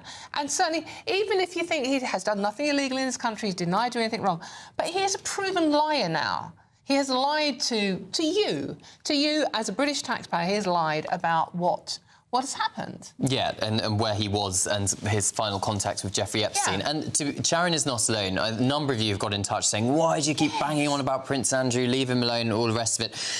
I think there's a couple of points that I just want to make to you, just to explain our thinking here. The first thing to say is that the polls, the opinion polls that have been coming out over the last few weeks, which shows a spread of what the British public are thinking, show consistently that, 80% of the British public now want his titles removed. So we're only kind of reporting those facts. But also, it's the Royal Lodge issue that I think is really starting to grate with not only the British public, but it's now MPs who are actively starting to voice their concerns in and around the Houses of Parliament about the fact that he appears to have been living pretty much rent-free in this massive mansion at the expense indirectly of the British taxpayer, because the money he should have been paying and what we assumed he was paying on rent, we thought he was paying over £200,000 a year, would have been going back into the Treasury, or at least the profits from the Crown Estate who own the property would have been going back into the Treasury, and that hasn't happened, which means that you as a taxpayer have effectively lost out on probably thousands of pounds over 20 years. And because of everything else that's happened with Prince Andrew, it just adds insult to injury. Now, it's not for us here to say whether Prince Andrew should be kicked out of Royal Lodge or not. That's not even up to the King, frankly, because it's a Crown Estate lease that he holds. But we are simply asking questions and allowing you at home to make up your mind. And Sharon, thank you very much for getting in touch, and please do keep getting in touch, all of you.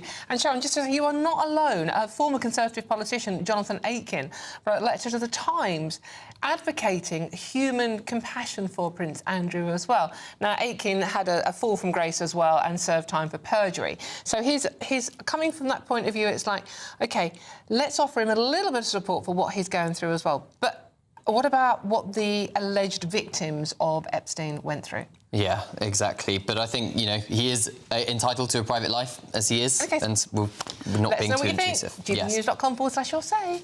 Now, let's move on, shall we? NHS data shows that the number of 16 to 24-year-olds in England reporting symptoms of obsessive-compulsive disorder, or OCD, has more than tripled in a decade, making it the second most widespread mental health disorder for young adults. And many young people have struggled to receive treatment for their symptoms, with last year's average referral time at a national OCD centre being 41 weeks. Wow. So joining us now is senior therapist Sally Baker. I mean, Sally, we do joke about youngsters not being as robust as older generations, and we joke about OCD, and I've got to have the tins in my kitchen cupboard all the right way around with the labels, etc., etc.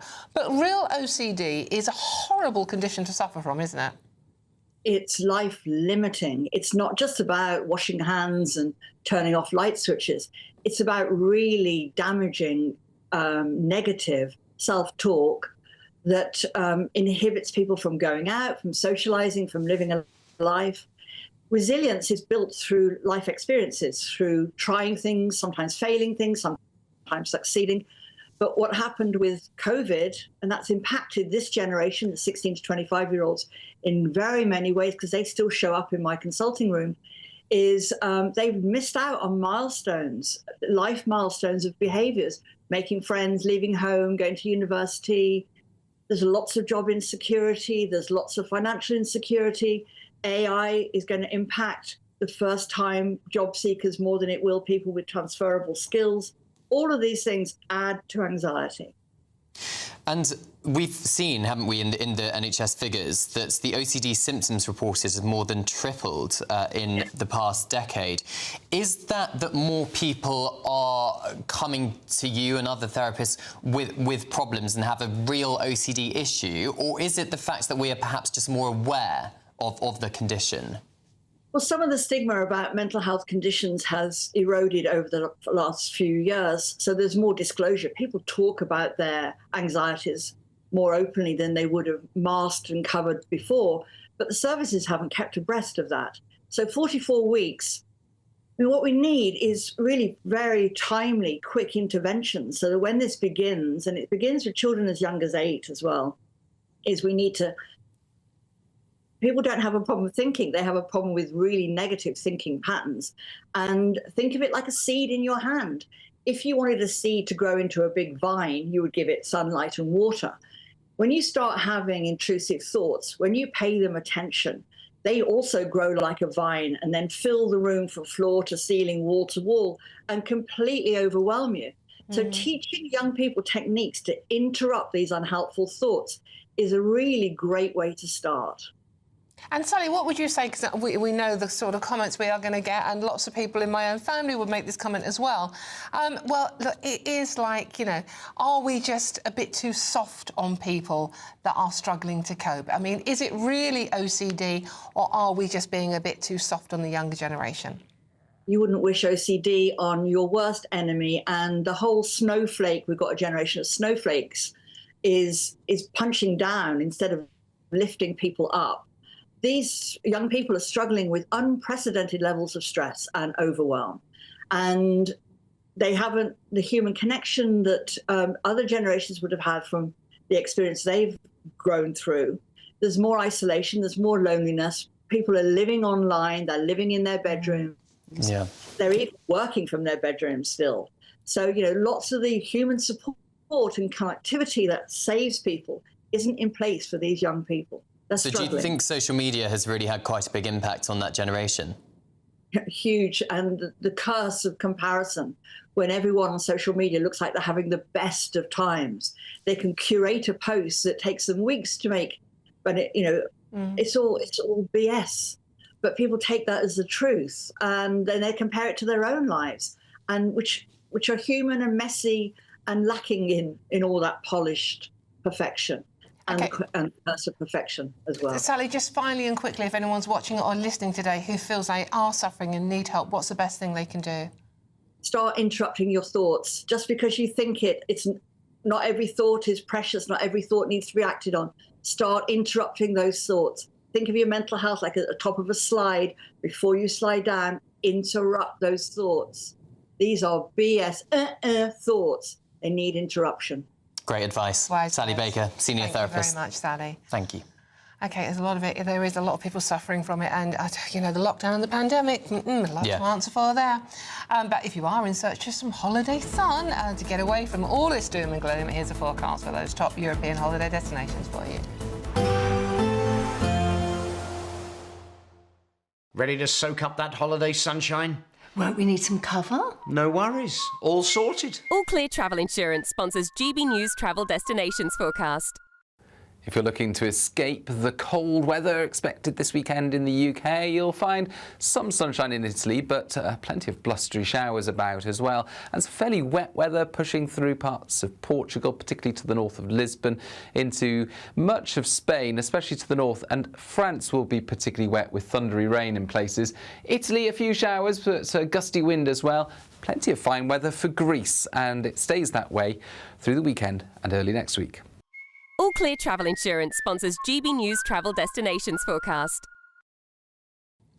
Yes, there's lots more coming up on today's show as well. The Ukrainian president is in London as global leaders convene to discuss how they can put pressure on Putin in a critical meeting of the Coalition of the Willing. European leaders, are set to gather outside Downing Street very shortly. We're starting to talk the same. All of that and much more to come. This is GB News at Britain's News Channel with joined at the hip and the lip, Cameron and Dawn. We're just so in sync. Not of a lip, though.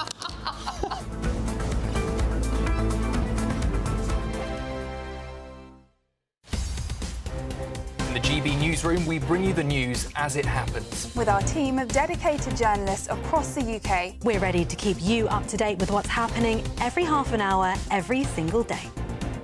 Bulletins here on GB News, the People's Channel, Britain's news channel. GB News Breakfast, every day from 6 a.m. 360,000 people are without a home, thousands of whom are on the street, but most living in terrible, terrible conditions, bedsits, awful B&Bs above rows of shops and hostels. 160,000 of those are children. Can you imagine trying to perform at school or in your job? And this is a crisis, Dawn, and it costs billions. That's the worst thing. We spend about £4 billion a year dealing with this, and it's just getting worse and worse. Well, let's talk about those 160,000 children, because that's the thing that affected me when I read it this morning. Couldn't believe the numbers of children that are homeless in this country. How is this happening, Andy? What's happening, Ellie? It's complex, but the biggest single issue, the simplest issue, is that we do not have enough homes. We don't build enough. To put it really simply, if you have a population of 10 people and you have 9 homes, somebody is going to be without a home, and that's what we've got. So when we don't build enough, somebody loses out. It's gone on for decades, by the way. Somebody loses out, and it's always going to be the poorest. It's the people who live the most chaotic lives, or have the least money, are going to be at that bottom and falling out of it. And it's absolute chaos. Ellie, the worst thing about this, it's really fixable. We can get people off the streets. We can create the medium-term accommodation to transition people from the streets, from shelters, into more permanent places. We can do this by reprioritising some of the 2.8 billion. We spend 2.8 billion quid just sticking people into really expensive overnight B&Bs. As I say, awful, crummy places above kebab shops where kids are growing up for months on end and struggling with lack of space. We can fix it, but there just isn't the political will. GB News, the People's Channel. Britain was once the envy of the world. But look around. A nation that no longer knows what it is or where it's going. A country that's broken. How do we fix Britain? How do we bring it back? Friday night with Matt Goodwin at 8 p.m, only on GB News. At GB News, we love to hear from you, our loyal community. So drop us a line at gbnews.com/yoursay. There you can talk to each other and also to the presenters live on air. gbnews.com/yoursay, because GB News is your channel, Britain's news channel.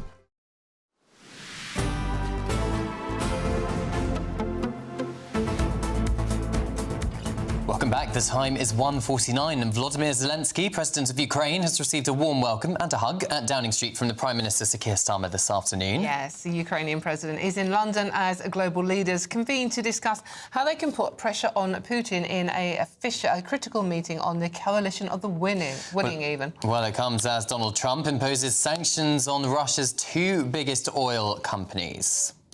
Yes, we're now joined by Republican commentator Nora Lee Knotson. Nora Lee, good to see you. Thank you very much for joining us. How important is this meeting at the moment? There's no American representative there. The coalition of the willing, very willing, and a good coalition, but is it going to achieve anything? I think that's a very good question that you raise. I think what we're seeing is a lot of the political theater that happens before you can actually get to the negotiating table. As we see, Trump's trying to put a squeeze right now on Russia with the sanctions. But today, while you have the coalition of the willing here in London, you've got the leader of the foreign direct investment from Russia arriving in the U.S. to talk about the special relationship between Russia and the U.S. and looking at some business initiatives together. So there's two sides of the fence that are playing out right now. As we know, what Trump wants is peace. He wants to really bring these two people together, these two leaders who he says despise each other, to come together and meet and find a way to get on as neighbors. But does Europe really want peace, or do they want to continue the war? And that's the question I think that is on a lot of people's minds right now. Well, President Putin in Russia has said that the sanctions that US President Donald Trump has put on the oil companies was an unfriendly act, but it's not going to significantly affect the Russian economy. So does that mean, how far more can President Trump do, really, to actually affect what President Putin does? Because the fear is that he is delaying getting to the negotiating table with President Trump and President Zelensky. Well, today it was announced that now Turkey may host a summit with Putin and with Trump. So we're seeing moves again in the right direction. What does Zelensky want? He wants long-range missiles. And I know that's being discussed today. Trump said that was off the table, but that's something that's in his toolbox that he can use again to try to squeeze to get Russia to the table. I do think the momentum will be on trying to get a peace deal and trying to see what the bottom line is on both sides. Showing unity for Zelensky is very important for him, but at the same time, Trump is now showing unity with Russia by having this discussion going on with the CEO of foreign direct investment from Russia. And Putin has been very firm in what he said, that we will never bow to US pressure. But he has conceded that the latest sanctions have made a difference. The sanctions are on China and India, who have scaled back imports from Russia. So there is maybe a glimmer of light in this one. Yes, it will make a difference because the two largest oil companies account for about a third of the budget. And there's a bigger picture going on here as well. As we know, Trump's got difficult negotiations going on with President Xi, and he doesn't want Russia to continue to be thrown into the arms of China. So he's trying to balance all of these very important forces. Nora, is there any fears in the US that President Trump potentially could be in danger of almost rewarding Putin, who, let's remember, invaded Ukraine a couple of years ago, and by potentially doing these or discussing these kind of business details between the deals, even between the two countries? I think President Trump, as we know, is a very pragmatic, practical president. He sees truly there's more to be gained through peace and working together than there is through war. He doesn't like senseless killing, and he would hate to see a bigger war, a World War III break out over our inability to find common ground between Europe and its largest neighbor, which is Russia. He's been very vocal about saying that had he been leader and it wasn't Biden, this war never would have happened. He thinks it was a provocation to even suggest NATO membership, but he's trying to be practical to find a way to stop the killing and find a way to work together with a very important neighbor. Yeah, Nora Lee, the latest comments coming from Zelensky at the meeting he's currently having with our Prime Minister, Starmer. Zelensky says that Putin is pushing Ukraine towards a humanitarian disaster. How involved would Trump, do you think, be willing to get if that was the case and that did happen? As we know, Trump doesn't like to see suffering, and he would not want to see a humanitarian disaster. And what he's trying to see are the pressure points for both sides so that you can finally get them to the table. They're not going to tell us in public that they're willing to do that. He needs to get a meeting where they can discuss in private. We saw in Brussels yesterday, they did not agree to use the money from the sanctioned assets of Russia to support the Ukraine. And that's a pressure point as well, because they need money to continue this war. I think we all remember those scenes in the Oval Office back in February where President Trump said to President Zelensky in front of the media, "You're gambling with World War III here." Is there a danger that either President Putin or President Zelensky simply will not move on their red line and we're at this constant stalemate?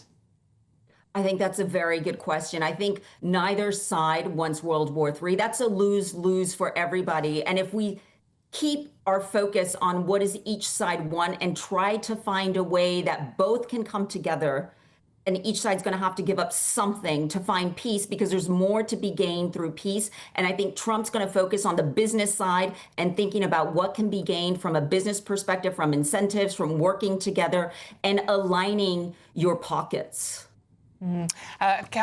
Republican commentator Nora Lee Notson, thank you very much for joining us on that one. That conversation is still ongoing with Starmer and Zelensky at number 10, and we will bring you any more breaking news as we have on that story at the moment. Yes, we certainly will. This is Good Afternoon Britain on GB News. Lots more coming up on today's show. Don't go anywhere, because we'll be talking to the leader of the Conservative Party, Kemi Badenoch, in just a few minutes' time. But first, here is your weather.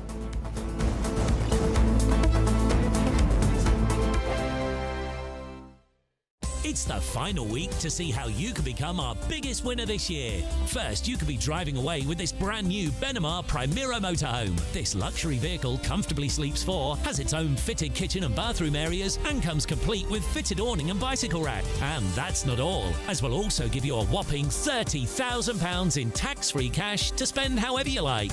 For another chance to win, text WIN to 63225. One entry costs £2.50 plus one standard network rate message. Or text BONUS to 63225. 5 entries cost £5 plus one standard network rate message. Go to gbnews.com/win. Entries start at £2.50. Call 0903 686 3232. Calls cost £2.50 plus your network access charge. Or post your name and number to GB16 PO Box 8690 Derby DE1 9TT. UK only. Entrance must be 18 or over. Lines close at 4 p.m. on the 31st of October. Please check the closing time if listening or watching on demand. Join me, Nana Akua, for an informative, interactive news programme with a difference. It's fun. No, you didn't say that, though. I'm so surprised. I think there's an element of truth to that. Join me from 3 p.m. every weekend, only on GB News, Britain's news channel. I'm Michelle Dewberry. This is Jubes & Co with you. Hello, everyone. Patrick Christie is here. GB News, Britain's news channel. Access the stories that matter to you. Take the GB News family with you on any device. And as long as you have an internet connection, tune in to GB News anywhere on the planet or beyond. GB News, the People's Channel, Britain's news channel. In the GB newsroom, we bring you the news as it happens. With our team of dedicated journalists across the UK, we're ready to keep you up to date with what's happening every half an hour, every single day. Bulletins here on GB News, the People's Channel, Britain's news channel.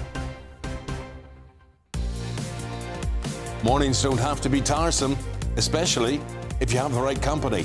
Wake up to news as it happens, opinion and debate, and of course, a little bit of entertainment too. Because when the kettle's on, we're on.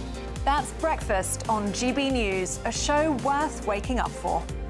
Every morning from 6 a.m. Only on the People's Channel, Britain's news channel.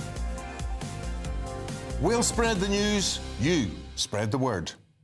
Britain was once the envy of the world. But look around. A nation that no longer knows what it is or where it's going. A country that's broken. How do we fix Britain? How do we bring it back? Friday night with Matt Goodwin at 8 p.m. only on GB News.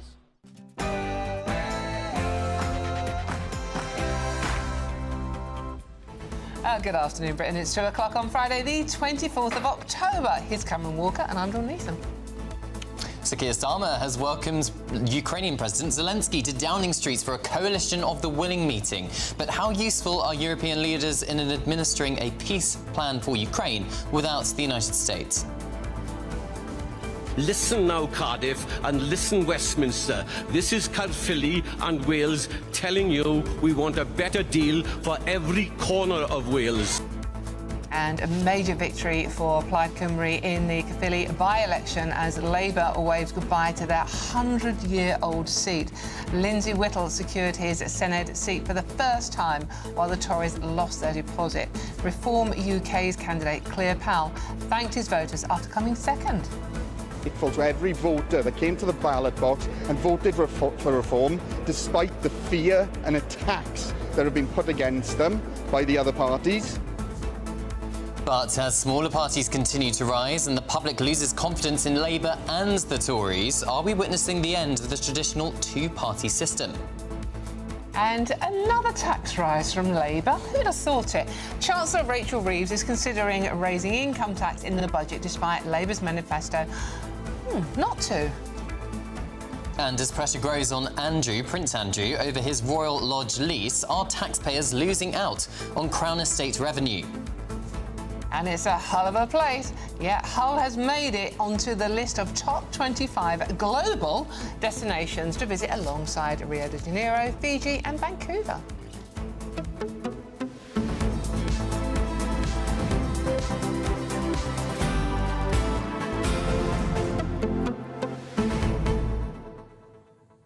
So thank you so much for your company this afternoon. It's a Friday afternoon. We know they're busy, so we really appreciate it. And don't forget, we're on the radio as well. We are. So, yes, and we're doing rather well on the radio, aren't we? We are. We've done very well with the ratings, beating a couple of our rivals. So thank you so much if you listen to us in the car, on the way to school or back from work or in the middle of the day. And there's no escape. We're on your laptops or on your phone, your radio in the car, your telly. And seeing as weather can be a bit pants in some parts of the UK today, just best sit in front of the telly and watch us then, eh? Yeah, absolutely. It's very cold. Yeah. And you can join in as well. Well, that makes it even better. And especially if you want to talk about Prince Andrew, because lots of you have been getting in touch. And some of the comments are really, really interesting. Lots of you are actually feeling quite sympathetic to Andrew. GBNews.com/your say. Join the conversation. But first, let's get the news headlines with Sophia Hill.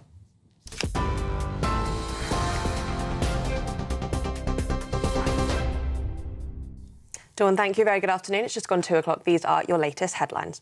Top story, President Zelensky has arrived at number 10 ahead of the meeting of the Coalition of the Willing, with other leaders expected to arrive any moment now. Sir Keir Starmer will urge allies to increase Ukraine's supply of long-range weapons to strike back at Russia. Measures under consideration will include further efforts to cripple the economy supporting Vladimir Putin's war effort by taking Russian oil and gas off the global market and seeking ways to use frozen assets to fund Ukraine's defences. The talks come as Vladimir Putin steps up his attack on civilians, including a strike on a nursery full of children earlier this week. Leaders are expected to discuss fresh ways to strengthen Ukraine's defences and further isolate Russia on the global stage. Elsewhere, Plaid Cymru has claimed a decisive victory in the Caerphilly by-election, defeating Reform UK and pushing Labour into third place. Listen now, Cardiff, and listen, Westminster. This is Caerphilly and Wales telling you we want a better deal for every corner of Wales. The big parties need to sit up and take notice. Wales, we are at the dawn of new leadership. We are at the dawn of a new beginning. Speaking there, Lindsay Whittle secured almost half the vote, marking a swing of nearly 27% from Labour, which had held the seat since 1999. Plaid's leader, Reen ap Iorwerth, said that the results show that Wales is ready for a new leadership. The result is seen as a major boost for Plaid ahead of the next year's Senedd elections and a serious setback for Labour's dominance in Wales. Well, we can cross live now to Downing Street as the Ukrainian President Zelensky and Sir Keir Starmer leave to attend a critical meeting to pressure Putin.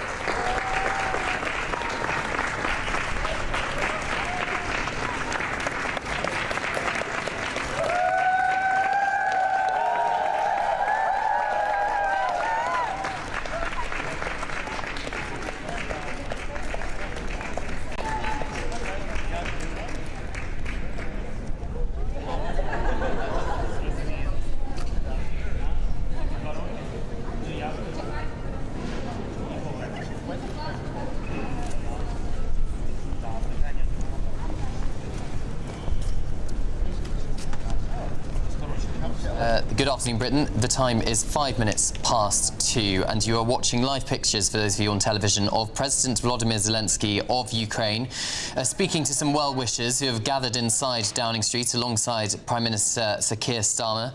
It's all about the so-called Coalition of the Willing meeting in London today to discuss how to apply more pressure on President Putin of Russia and their war against Ukraine, their invasion of Ukraine, and what assets potentially could be frozen, how Russian assets can be used to fund more weapons for Ukraine as well. And we're expecting lots of European leaders to either fly into London or join remotely. Yes, so the two men have had what is described as a warm meeting, discussing, as you've just said, the situation in Ukraine and long-range weapons for Ukraine, which, as we have heard from Putin, he views it as an escalation.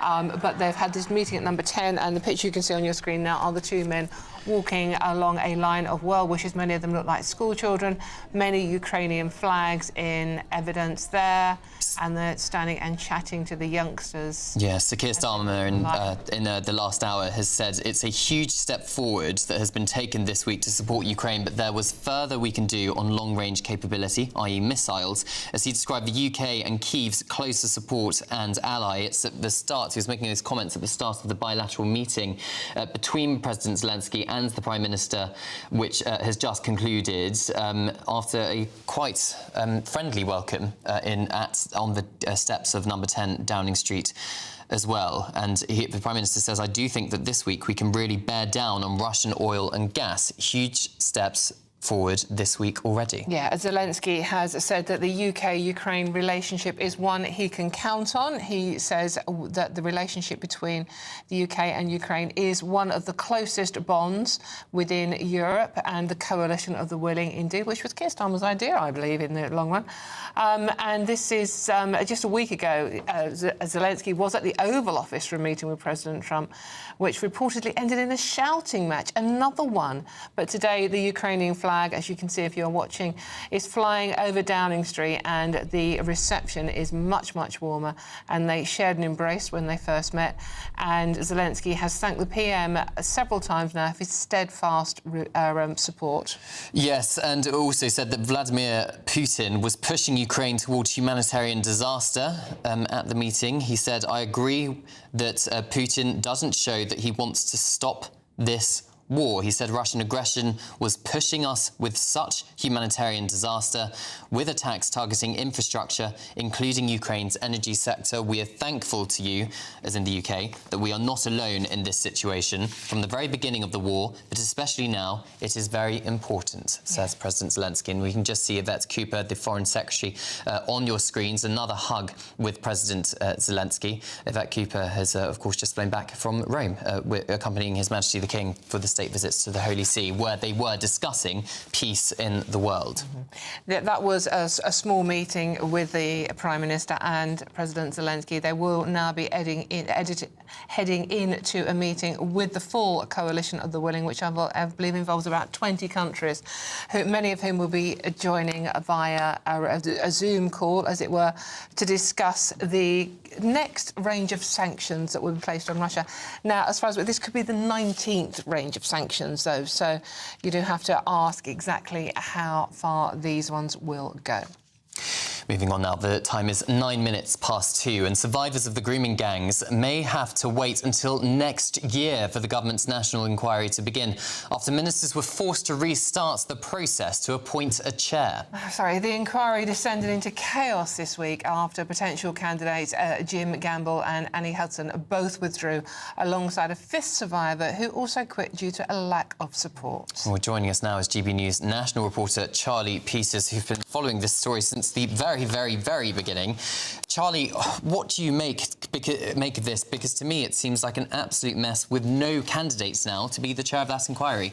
It is a total mess, and the government say that they have to be absolutely certain they get the right appointment for this chair. And one of the men who pulled out, Jim Gamble, said that it was a toxic environment contributing to his decision. All the rows going on, survivors speaking out, and politicians arguing very intensely in the chamber. A lot of emotion tension in those interactions. Safeguarding Minister Jess Phillips criticised widely in the papers for her tone and some of her language. And in particular, I think also the fact that she referred to claims about the widening of the scope as untrue or misinformation. Now, the government is going to refer to that toxic environment as well, I think, in its defence as to why it needs to take more time to find a chair. But really, that is a toxic environment that you could say is of their own making, because the panel that's been selected to get this process through and the work done to set that up, I don't think it was done in the right way. And a lot of survivors, even those who remain on that panel, feel the same way. In particular, the lack of transparency in the process, the fact that they weren't allowed to speak to one another about panel sessions even after they had concluded. They had to submit questions before they met with these two potential chairs, the questions that weren't asked in one case because Annie Hudson, she withdrew before facing questions. But also the fact that they were asked directly, do you want the scope to be expanded? When a lot of people on the panel, of course, want this to be a specific and explicit focus on grooming gangs. And the title of the inquiry, let's not forget, is An Independent Commission into Grooming Gangs. Yes. Baroness Casey also said it had to be specific onto group-based child sexual exploitation. So why has it sort of erred or expanded somewhat? There are lots of theories floating around about that. We saw this letter being written yesterday, published in the Guardian as an exclusive. One of the members of the panel coming forward and saying that she's not a victim of grooming gangs, but she's still on the panel and wants it to expand. So why is that happening? Why have we got such a range of victims, and why are people calling for an expansion? Well, there's a clue in a very helpfully timed report that's come out today from the police watchdog, His Majesty's Inspectorate of Constabulary, and also the Fire and Rescue Services, which has found that the definition of grooming gangs, of group-based CSE, actually hasn't been adopted in documents by the Home Office and the Department for Education. So that's an astonishing finding, that 4 months into this process for this inquiry, and since it was announced in June, before the summer recess, when ministers had time to look over this, we know that the Home Office hasn't adopted that official definition. So it's no wonder, really, that they're having so much trouble being focused and specific on this inquiry, when the own departmental documents aren't doing that in the first place. But, you know, even if we accept that and there is a failure of the definition in the department, it's obvious what's needed. Baroness Casey was very specific about the focus that this inquiry needs to have. The title is about grooming gangs. And so for there to be now a bit of a political discussion and saying that, oh, perhaps it needs to widen, and for the Safeguarding Minister, Jess Phillips, to say, oh, survivors have a wide range of views. Well, that is true. But when you speak to specifically grooming gang victims, their view on what needs to happen is a bit more focused, perhaps, than the wider list of victims and sort of representations you've heard through the previous inquiries. So it is in a mess, Cameron, as you say. And amid this widespread political rowing and survivors writing letters and victims coming out publicly to share their concerns, you know that it's going to limit the number of people who might want to engage with it. And also, for the first time, the government is not denying that it might now approach a judge to lead this process, which previously it said it wouldn't do. Well, some of the people they've approached to lead it include the police, which we know have been involved in grooming gangs in the past, sort of like people that are meant to be in the care system have also been involved in. You know, these are girls that they've gone to these people for help and for support and been abused by them as well. No wonder the girls are confused and upset and still feel they don't have a voice. Well, the problem with that line of thinking, I think, and I do actually see the government's perspective on this, is every institution has failed these girls. It's not just the police and social workers. Judges failed these women. We had one lady on yesterday called Jade, remarkably brave woman. She was criminalised because of the abuse that took place, because the police targeted her rather than her perpetrators, and the judges agreed, the courts agreed, the prosecution service agreed. It's not specific failures to police officers and care workers, it's a wider systemic failure. I should also say, those two candidates you put forward were both very strong.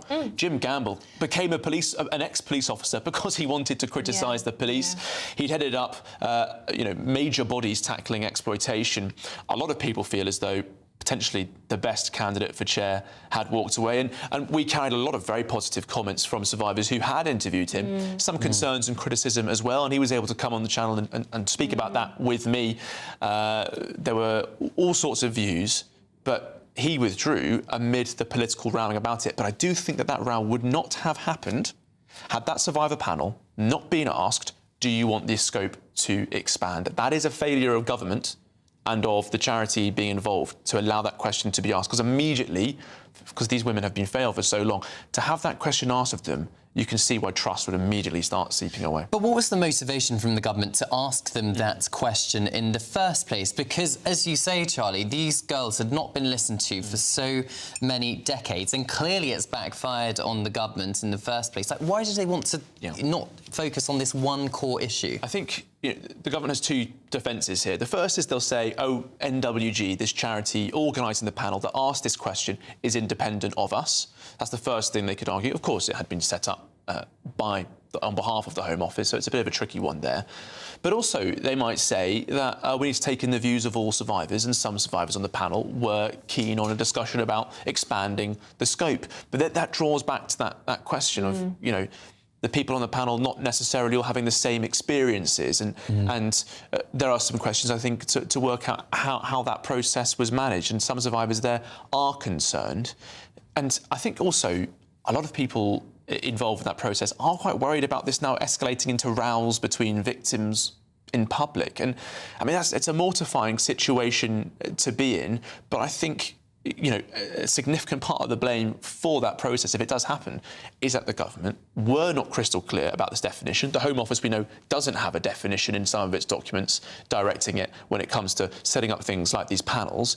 And therefore, we're in this really tricky situation. Victims are being asked these questions that really they shouldn't have been asked for the Independent Commission on Grooming Gangs, and it sparked this tremendous row. I think whoever now wants to chair this inquiry will have to be very brave to walk into this now lion's den of political rhetoric and argument. But it needs to happen. This country needs this inquiry. Charlie, you've been covering this story for a long time, brilliantly so. Do you think these girls will ever get the justice they deserve? Yeah, absolutely. I think they will. I think the state is being pushed there, though. It's being dragged there. Every single time we get closer to more questions being asked, for serious research to be done on the motivations and drivers behind these abuse gangs, the questions about ethnicity, religion and culture, and also wider issues about how they were failed beyond the entire system. The state has to be forced there, almost has to be embarrassed to get those questions asked, but they have to keep hope, and so do we. And they do still have that hope. OK, Charlie Peters, our national reporter, thank you for keeping across this story for us. Indeed. OK, well, let's move on, shall we? It is coming up to 18 minutes past 2. This is GB News. Good afternoon, Britain. And time is indeed ticking even for your chance to win the biggest prize of the year in our current Great British giveaway. And here's all the details you need to win it. It's the final week to see how you can become our biggest winner this year with a prize worth over £104,000. First, you could be driving away with this brand new Benamar Primera motorhome. Worth over £74,000, this luxury vehicle comfortably sleeps 4, has its own fitted kitchen and bathroom areas, and comes complete with fitted awning and bicycle rack. And that's not all, as we'll also give you a whopping £30,000 in tax-free cash to spend however you like. Someone is guaranteed to win our biggest prize to date, so make sure that winner could be you. For another chance to win, text WIN to 63225. One entry costs £2.50 plus one standard network rate message, or text BONUS to 63225. 5 entries cost £5 plus one standard network rate message. Go to gbnews.com/win. Entries start at £2.50. Call 0903 686 3232. Calls cost £2.50 plus your network access charge, or post your name and number to GB16 PO Box 8690 Derby DE1 9TT. UK only. Entrants must be 18 or over. Lines close at 4 p.m. on the 31st of October. The winner will be contacted live on GB News, week commencing 10th November. Please check the closing time if listening or watching on demand. Good luck. Best of luck with that. This is Good Afternoon Britain on GB News. Lots more coming up on today's show. Yes, leader of the Conservative Party, Kemi Badenoch, joins us from Surrey to react to that Caerphilly by-election result, which wasn't good news for the Conservatives. All of that and much more to come. This is GB News, Britain's News Channel. We'll see you very soon.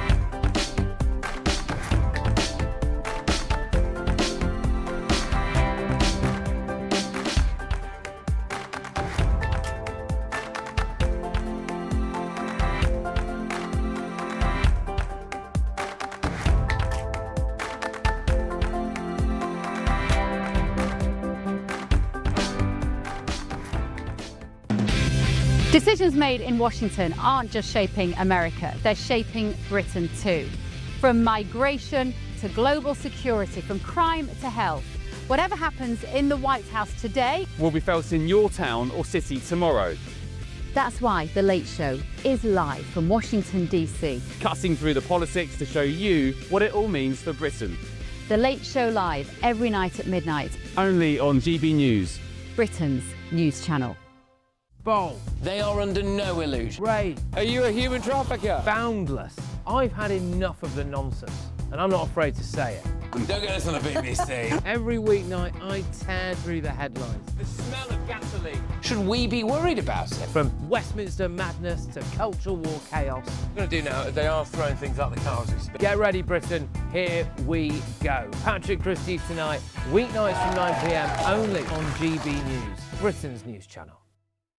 Hi, I'm Michelle Dewberry, and my show is your opportunity to cut through all the noise and dive in headfirst to some robust debates. Ideas clash. Situation, isn't it? No, because the failure is you're deliberately avoiding my point. Nothing's held back. And if you think this is the end of it, wait for more. And we do not shy away from the difficult stuff. Sometimes I want to shake people and say, if only you understood. So join me on Jubes and Co weeknights at 6 p.m. only on GB News, Britain's news channel.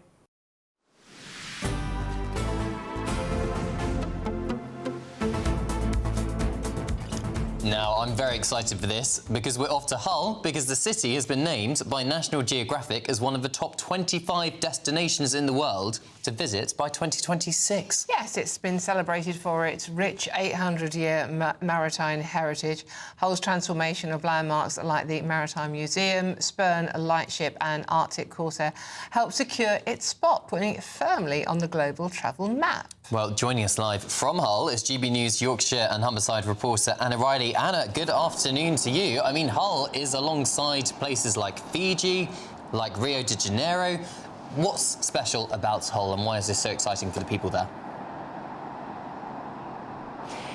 Yes, good afternoon. What a fantastic accolade for Hull, and it really puts Hull on the map as a visitor destination in the world next year. Hull has been picked by the National Geographic for its £53 million project that it's put into for its maritime heritage. You'll see behind us just here, this is the Spurn Lightship that's on display for people to come and visit here at the marina, and that ship was once used to guide the boats through the treacherous waters of the Humber estuary to dock them safely here in the marina. You mentioned the Arctic Corsair as well, and the Maritime Museum that's had millions of pounds invested in it for people to come and learn about the 800 years of maritime history here. Going back to the 19th century, we know that this was a large area for fishing, before that for whaling as well, so people can visit that museum and learn a little bit more. But it's not just the maritime history as well that people come to Hull for. It's got other museums as well. It's got the Ferrens Art Gallery, free to visit for people to come and explore. The Street Life Museum as well, where people can see vehicles through history. And of course, one of Hull's famous sons is William Wilberforce. People can go and visit his previous home, which has been turned into museum, and find out his campaign, his lifelong campaign to abolish slavery. It's also known for its food here as well. Just down from us here is Humber Street. That's a real spot for people to come and try all different foods. And one particular food as well that Hull is known for is patty and chips at the fish and chip shop. So a patty, it's basically carbs on carbs, so potato with potato, and add a little bit of chip spice to that as well. That's a delicacy to come and try here. So it's got the food, it's got the sights, and it's got the people as well, the salt of the earth people here in Hull. I was speaking to local artist Mark Rogers earlier. He's been inspired by some of the beautiful architecture in the city. This is what he told us.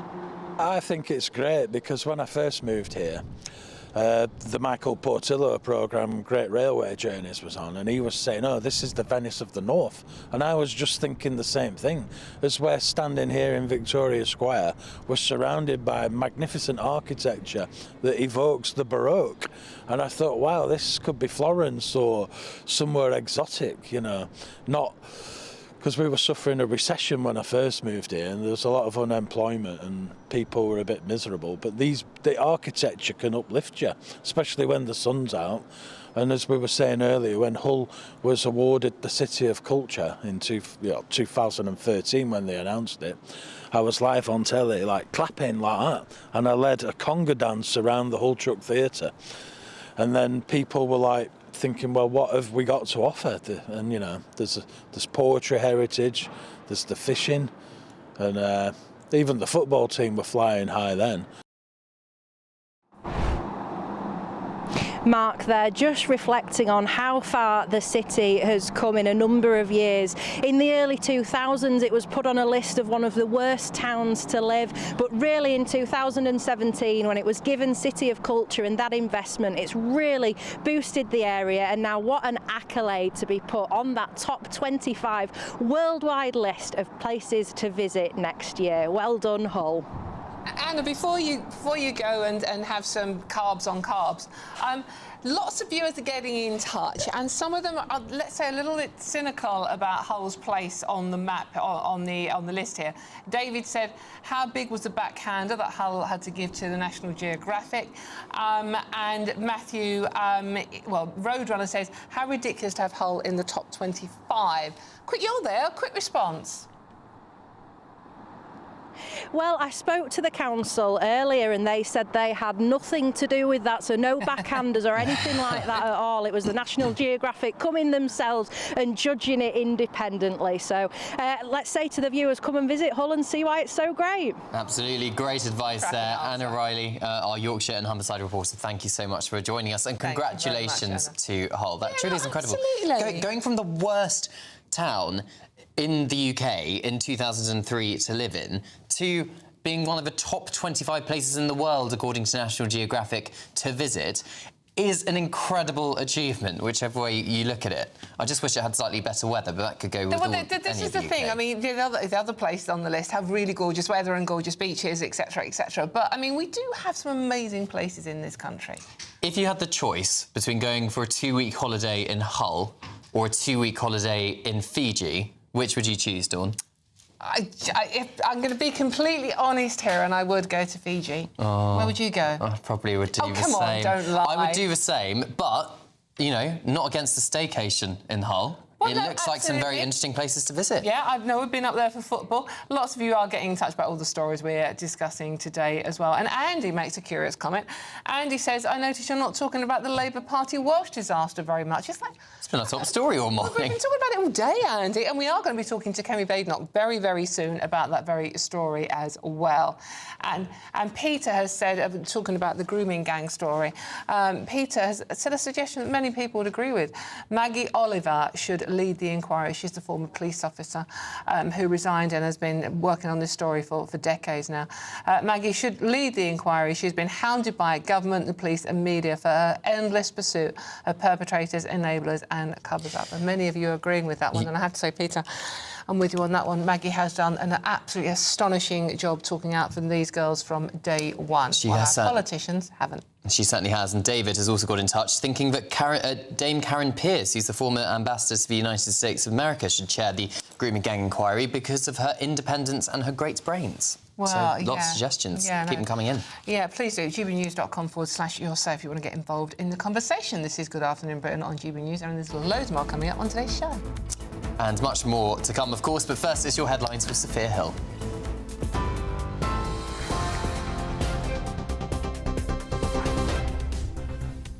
Cameron, thank you. Very good afternoon. It's just gone 2:30. These are the top stories. Breaking in the last few minutes, Yostin Mosquera has been sentenced to life for double murder after killing partners Albert Alfonso and Paul Longsworth before dumping their remains in a suitcase and carrying them to near Clifton Suspension Bridge. Sir Keir Starmer and President Zelensky have left Number 10 ahead of the meeting of the Coalition of the Willing in London this afternoon. Elsewhere, Plaid Cymru has claimed a decisive victory in the Caerphilly by-election, defeating Reform UK and pushing Labour into third place. Lindsay Whittle secured almost half the vote, taking it from Labour, which had held the seat since 1999. and Championship side Sheffield Wednesday have filed for administration. That's according to a court filing seen by Reuters news agency. The English Football League had previously charged the club in June with multiple breaches of regulations after they failed to pay players' wages on time. Those are the headlines for now. More news at the top of the hour. For all the latest from GB News whilst you're on the go, get the GB News app. Scan the QR code now to download or visit gbnews.com/app.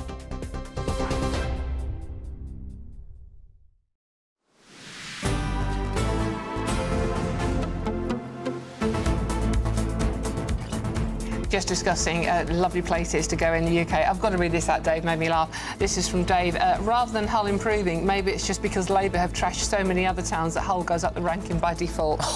I mean, I thought we were cynical, but that takes the biscuit. But yeah, keep them coming. They're good fun to read out as well. gbnews.com/just say. OK, and there's loads more coming up on today's show. It certainly is, including an economics professor at a prestigious London university was branded a war criminal and threatened by pro-Palestine students. This incident calls questions. Are students being indoctrinated at universities? All of that and much more to come. This is GB News at Britain's News Channel. We'll see you very, very soon.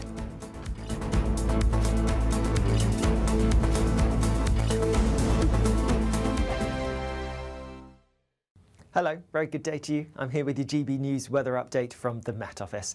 Now, things are going to be pretty wet and quite blustery across northeastern parts today. Otherwise, we're looking at sunshine and showers for most areas. That's because we have a double low-pressure structure across us at the moment. What was Storm Benjamin out towards the North Sea, but then another area of low pressure pushing its way across the Republic of Ireland, feeding in some showers. These are going to be a bit heavy. Could be some hail mixed in with them as well as they push into parts of Wales and Western England as well. The wettest place, though, will be across parts of Scotland, particularly in the east, where we have the hangback of some rain because of Storm Benjamin. It is going to be blustery for many of us, and so even though temperatures will just about get into the low teens towards the south, it's feeling pretty raw at times, especially in the wind. Now, as we go through the end of the day, some of that rain across Scotland will start to push its way a bit further southwards, but staying pretty cloudy here and a few further outbreaks of rain to come. But rather wet across Northern Ireland and southern parts of Scotland and Northern England as we go into this evening. And then more showers to come across other parts of England and Wales. Worth bearing in mind, though, there could be a few pockets of fog developing as we head just after dusk across some parts of Wales, but they shouldn't last particularly long. Then as we go overnight, that rain continues to push its way southwards across parts of England, but does eventually clear away towards the east into the North Sea. And then otherwise there's some dry at times, clear weather around here and there, but also a few showers coming and going. Across the north, in the shelter from the breeze, perhaps you may see a touch of frost elsewhere, the breeze keeping temperatures from dropping too low. And then tomorrow, for many actually, it's going to be a largely bright and rather fine day, just quite a few showers piling down from that northerly wind, and so we could see some winteriness, some sleet and snow over the Scottish hills and even elsewhere. Even though you may get some sunshine, it is going to feel pretty nippy, especially in the brisk winds. Bye-bye.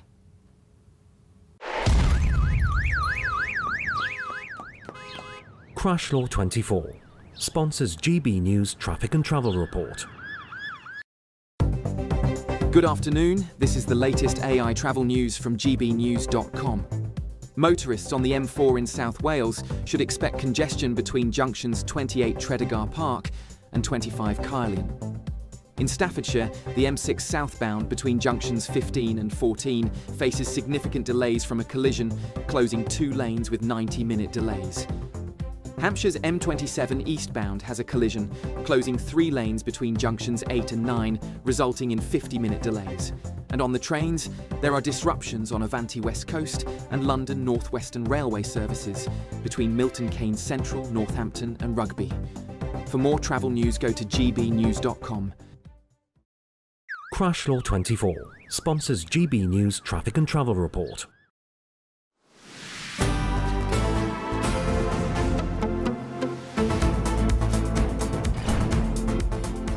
Good afternoon, Britain. The time is 2:35, and just to bring you some breaking news, the Sudanese asylum seeker Deng Chol Majek has been found guilty at Wolverhampton Crown Court of murdering the hotel worker Rhiannon White on a railway station platform in Walsall. That information just coming into us via the PA news agency. As soon as we have more details on that, we'll bring it straight to you. Yes, indeed. A horror story. And the Sudanese asylum seeker, we do have some more information to bring you in the last few minutes, attacked Rhiannon with a screwdriver on a train platform in Walsall after she had finished work at a hotel where she was staying. Our national reporter Jack Carson looks back at the case, and a warning that this story does contain some distressing content. The vicious murder of a young mother waiting for her train home. Her attacker, an asylum seeker who laughed and danced after he stabbed her. Rhiannon White died 3 days later. Deng Majek, a 19-year-old Sudanese man, had been staying at the Park Inn Hotel where Rhiannon worked, cleaning and serving food. On the 20th of October 2024, CCTV shows Majek staring at Rhiannon when she was handing out snacks. During the trial, a witness told Wolverhampton Crown Court they felt scared and worried he was going to do something that night. They even informed the hotel's security staff they all felt intimidated. After Rhiannon's shift ended at 11 p.m, she walked across the road to the Bescot train station. Unbeknown to her, Majek had waited outside in the car park and started to follow.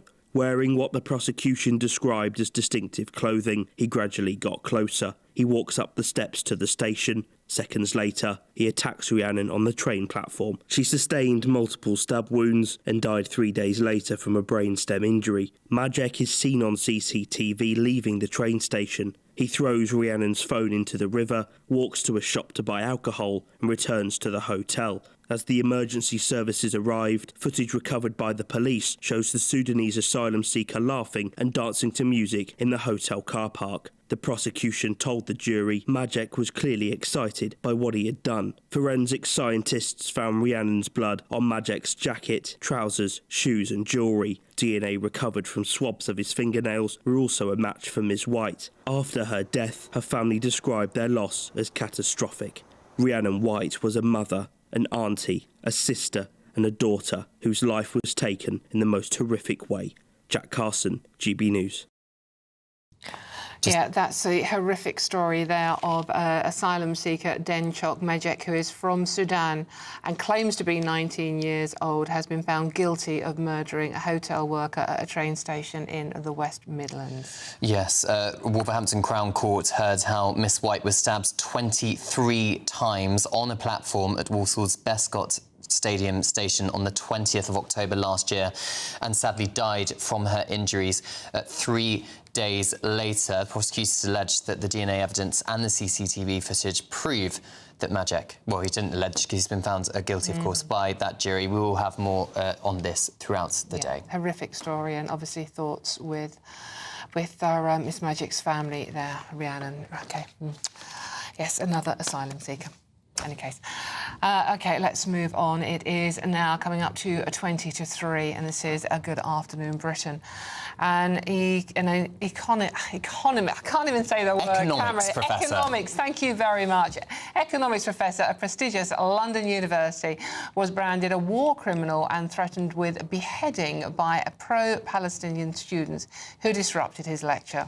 Yes, Michael Ben Gad, who is a professor at City St George's University of London, was targeted because he served in the Israeli Defence Forces in the 1980s. Yes, Mr Gad has vowed to continue teaching despite protesters calling for him to resign. Well, this incident calls to question, are students being indoctrinated at universities? Joining us now is author and Daily Telegraph columnist Jake Wallace-Simmons. Jake, always good to talk to you. I mean, this story is just, it's just you can't believe what you're hearing, to be honest with you. What do you make of it? My worry really is how long will it be until people like this carry out the threats that they're making against people like Professor Gad. You know, we've seen those 2 horrific murders in Manchester just recently, and the lesson has got to be, sooner or later, that when people say they want to murder you, they actually mean it. It's only a matter of time until we do see some horrendous act of violence in our universities, which have become hotbeds of anti-Semitic radicalism, have been allowed to become that by successive governments over the last few decades. And something's got to be done to turn this tide around before the worst happens. Jake, how does so much brainwashing or radicalisation take place at universities on this specific issue? Because, this wasn't so widespread, as you say, kind of a decade ago. What specifically has happened that has led to this point? Well, there's been a slow creep of radicalisation at universities ever since the 60s, during the Cold War. The Soviets encouraged it very much, of course. The advent of things like critical theory, which I studied at Oxford doing English back in the early 2000s, was the introduction of radical thought, where decolonisation, where gender extremism, where these sorts of radical feminist ways of reading text, including and Marxism, things like that, became vogue, and people were encouraged to see the world through those radical lenses. And of course, Israel was mistakenly and wrongly associated with a colonial power, and so the decolonization theory took Israel as its foremost target, even though Israel, of course, was a post-colonial state after Britain withdrew, not a colonial state. But it became part of that narrative, and that stuff has been fed. When I was at university in the early 2000s, it was sort of quirky, it was on the fringes, it was the radicalism was there, but it wasn't part of the establishment. But in the decades since, these student activists have become the teachers at universities, and the whole thing has crept little by little through the establishment. And now if you go to university, indeed if you go to school in this country, you'll be subjected to the same sort of ideology. You will be brainwashed by many of the lecturers and by your fellow students. And the people who are targeted most by this, of course, are the Jews. Well, certainly in this case, which happened at City St George's University in London, and Professor Gad has been repeatedly targeted, but this time they actually stormed into his lecture, heavily masked, and were very threatening and aggressive. And as far as we can ascertain, there has been no disciplinary action taken against them.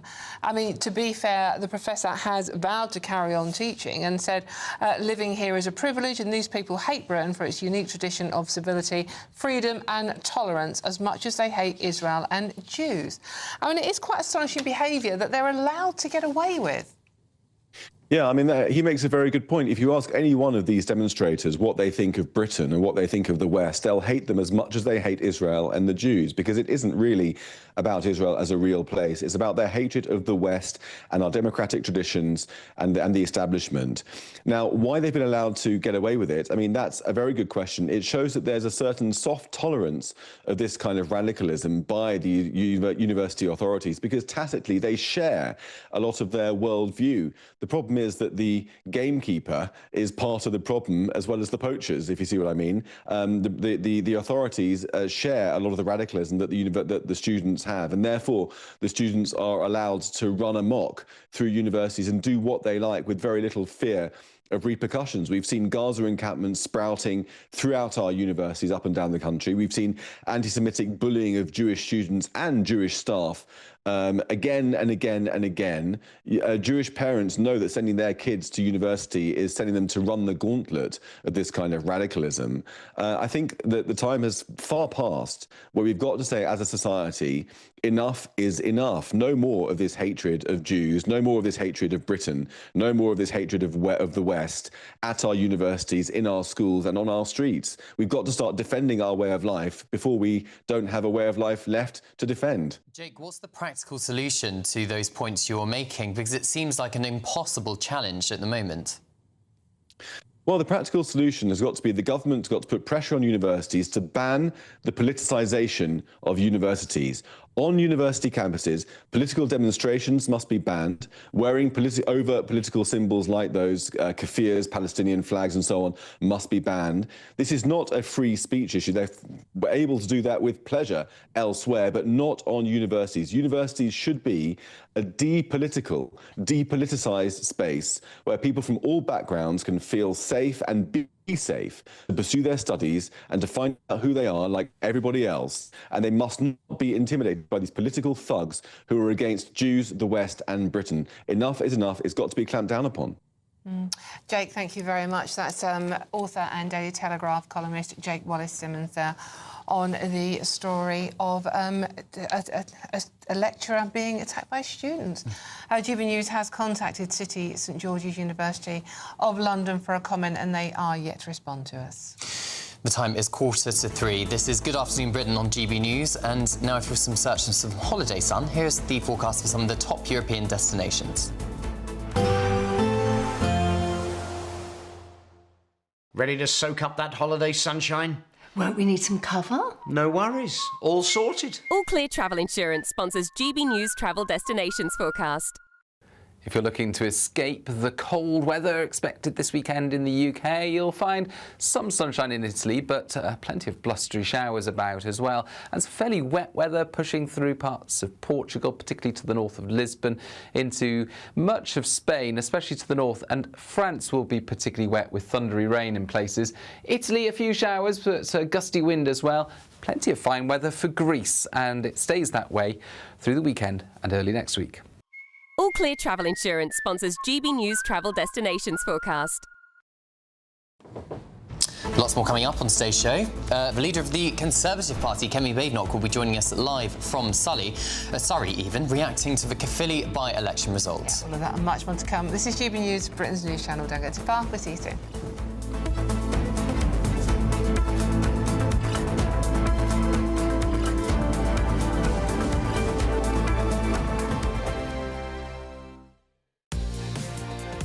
Mornings don't have to be tiresome, especially if you have the right company. Wake up to news as it happens, opinion and debate, and of course, a little bit of entertainment too. Because when the kettle's on, we're on. That's Breakfast on GB News, a show worth waking up for. Every morning from 6 a.m. Only on the People's Channel, Britain's news channel. We'll spread the news, you spread the word. From the school run to the home run, watch a new show for all of Britain. He can say whatever he wants. A straight talking show where all voices are heard. And, you know, when are we going to stop talking about smashing the gangs and actually do it? With the stories that matter from every part of our country. There's a bit of a crash landing there for your Chancellor. Bold, fearless and standing up for you. That's me, Martin Daubney, 3 p.m. till 6 p.m, weekdays, here only on GB News. The People's Channel, Britain's news channel. Westminster's full of talk, but out here, it's the real world. Am I allowed to talk now? No, that's it. This is where it matters, real people and real lives. That's what politics is all about. The fact is Trump made a good start, no. Straight answers, no spin, and just a couple of pints. How many fingers have I got up? About 10. So join me for Lee Anderson's Real World every Friday at 7 p.m, only on GB News. The People's Channel, Britain's news channel. You want to know what's really going on in the corridors of power? Labour don't know what to do with you half the time, and that makes you quite lethal in the chamber. Get behind the headlines with Chopper's Political Podcast. Join me, Christopher Hope, as I sit down with the great and the good of British politics. We'll see where this ruling takes us. These are the stories shaping our nation. Chopper's Political Podcast, available now on all platforms. Listen in and stay ahead. Britain was once the envy of the world, but look around. A nation that no longer knows what it is or where it's going. A country that's broken. How do we fix Britain? How do we bring it back? Friday night with Matt Goodwin at 8 p.m, only on GB News. At GB News, we love to hear from you, our loyal community. So drop us a line at gbnews.com/yoursay. There, you can talk to each other and also to the presenters live on air. gbnews.com/yoursay, because GB News is your channel, Britain's news channel. Join me, Nana Akua, for an informative, interactive news programme with a difference. It's fun. No, he didn't say that, Dave. I'm so surprised. I think there's an element of truth to that. Join me from 3 p.m. every weekend, only on GB News, Britain's news channel.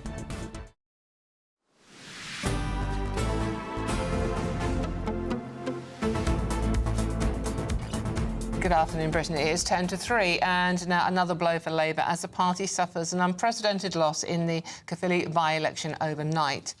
Yes, despite representing the area for over a century, Labour secured less than 4,000 votes compared to Plaid Cymru's 16,000 and Reform UK's 12,000. Yes, as the Welsh Conservatives secured only 2% of the vote, is this a new dawn for politics in the UK?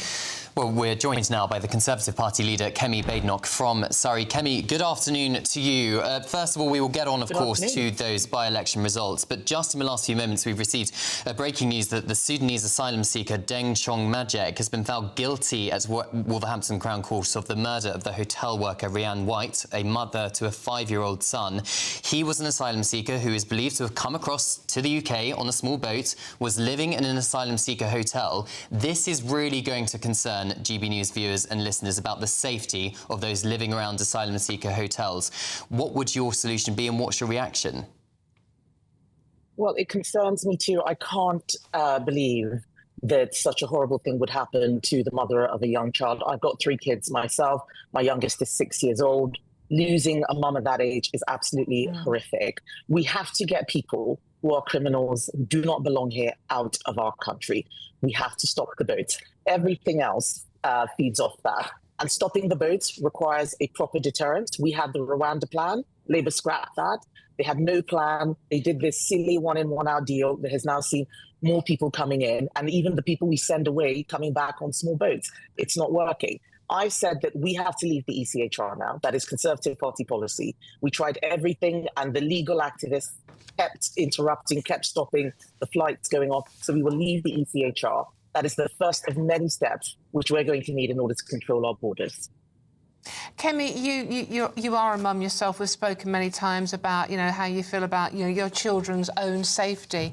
What do you say to women and girls who are watching and listening to this programme now who are feeling frightened? They feel frightened about these undocumented young men in their local communities, and yet when they raise their voices about it, they are told they're a racist and shut up. Yes, we need to stop all of that nonsense. I will speak for you. That's what I want to say to all those women and girls. Even when I was a minister, when I was a Equalities Minister, I always spoke up for women and girls on various issues, and I will continue doing so.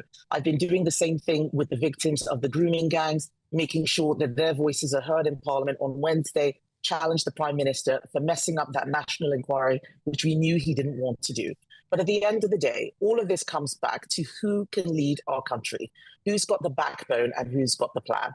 We made mistakes when we were in government. The party is now under new leadership and taking us in a different direction. We've got to protect women and girls. We've got to get criminals out of our society, people who don't belong here, who arrive on small boats. We need a deterrent. We need a plan. And the Conservatives have a borders plan. We're going to make sure that we solve this once and for all. Kemi, while we're on the subject of the safety of women and girls, the grooming gang inquiry may not now begin until next year. This has been going on for decades. We know there are still young girls still being abused in this way. Yep. This is putting politics before the lives of the victims. What would you do to stop this happening? What can you do to make sure that girls get the justice they deserve in this case? We need a judge-led national inquiry. Too much time has been wasted fanning about, thinking, oh, should we have an inquiry, should we not? We already had an inquiry that covered all sorts of child sexual abuse. We already had that widened inquiry. And what we saw was that it didn't find enough information about the grooming gangs. So we set up the Grooming Gangs Task Force. It found 807 perpetrators. That's an extraordinary number. That's why we need a national inquiry to find out not just what went on previously, but what is going on now. I believe that there are still young girls being hurt, and we can't allow fears of being called a racist or whatever nonsense it is that people use to shut down debates. We cannot allow that to silence their voices. There are too many people whose voices haven't been heard.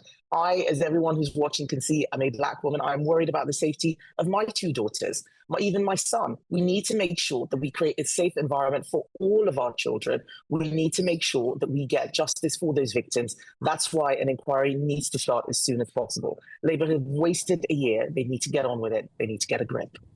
Kemi, the Conservatives only secured 2% of the vote in the Caerphilly by-election yesterday. There was a huge rise in support for both Reform UK and Plaid Cymru, clearly, who were the victors. Is the two-party system dead between Labour and the Conservatives? Why are you struggling so much to regain ground? There is a lot of political fragmentation taking place. Caerphilly is a place where Conservatives, even in our heyday, never really got more than 15%. It's what's happened to Labour in this by-election that I think is extraordinary. Not coming second to Clyde, but third. That's because people are voting whatever they can to get them out, voting for who's likely to take them out. They have failed on almost every count. They haven't stopped the boat. They're not getting a national inquiry on grooming gangs going, and our economy is in free fall. I'm at the Castle pub here in Farnham, and all I'm hearing across this high street is the business rates are too high. That's why we've got a new business rates policy, just scrapping it under £110,000 for pubs, shops and restaurants, just bringing life back to the high street. We need better economic policies. People feel poor, cost of living is rising, food inflation. Labour has got no answers, no solutions, and that's what's making people feel very frustrated. Kemi Badenoch, thank you very much. That's Conservative Party leader, Kemi. Thank you very much for joining us today. Well, that's it from us. We've run out of time. Thank you so much for your company on Good Afternoon Britain today. But you don't want to go anywhere because there's a cracking show coming up. Now, it is Martin Daubney's show, but it's the lovely Nana Akua, and she always has a cracking show for you. So from us, thank you very much. Here's Nana. See ya. It's the final week to see how you can become our biggest winner this year. First, you could be driving away with this brand new Benamar Primera motorhome. This luxury vehicle comfortably sleeps four, has its own fitted kitchen and bathroom areas, and comes complete with fitted awning and bicycle rack. And that's not all, as we'll also give you a whopping £30,000 in tax-free cash to spend however you like. For another chance to win, text WIN to 63225. One entry costs £2.50 plus one standard network rate message. Or text BONUS to 63225. 5 entries cost £5 plus one standard network rate message. Go to gbnews.com/win.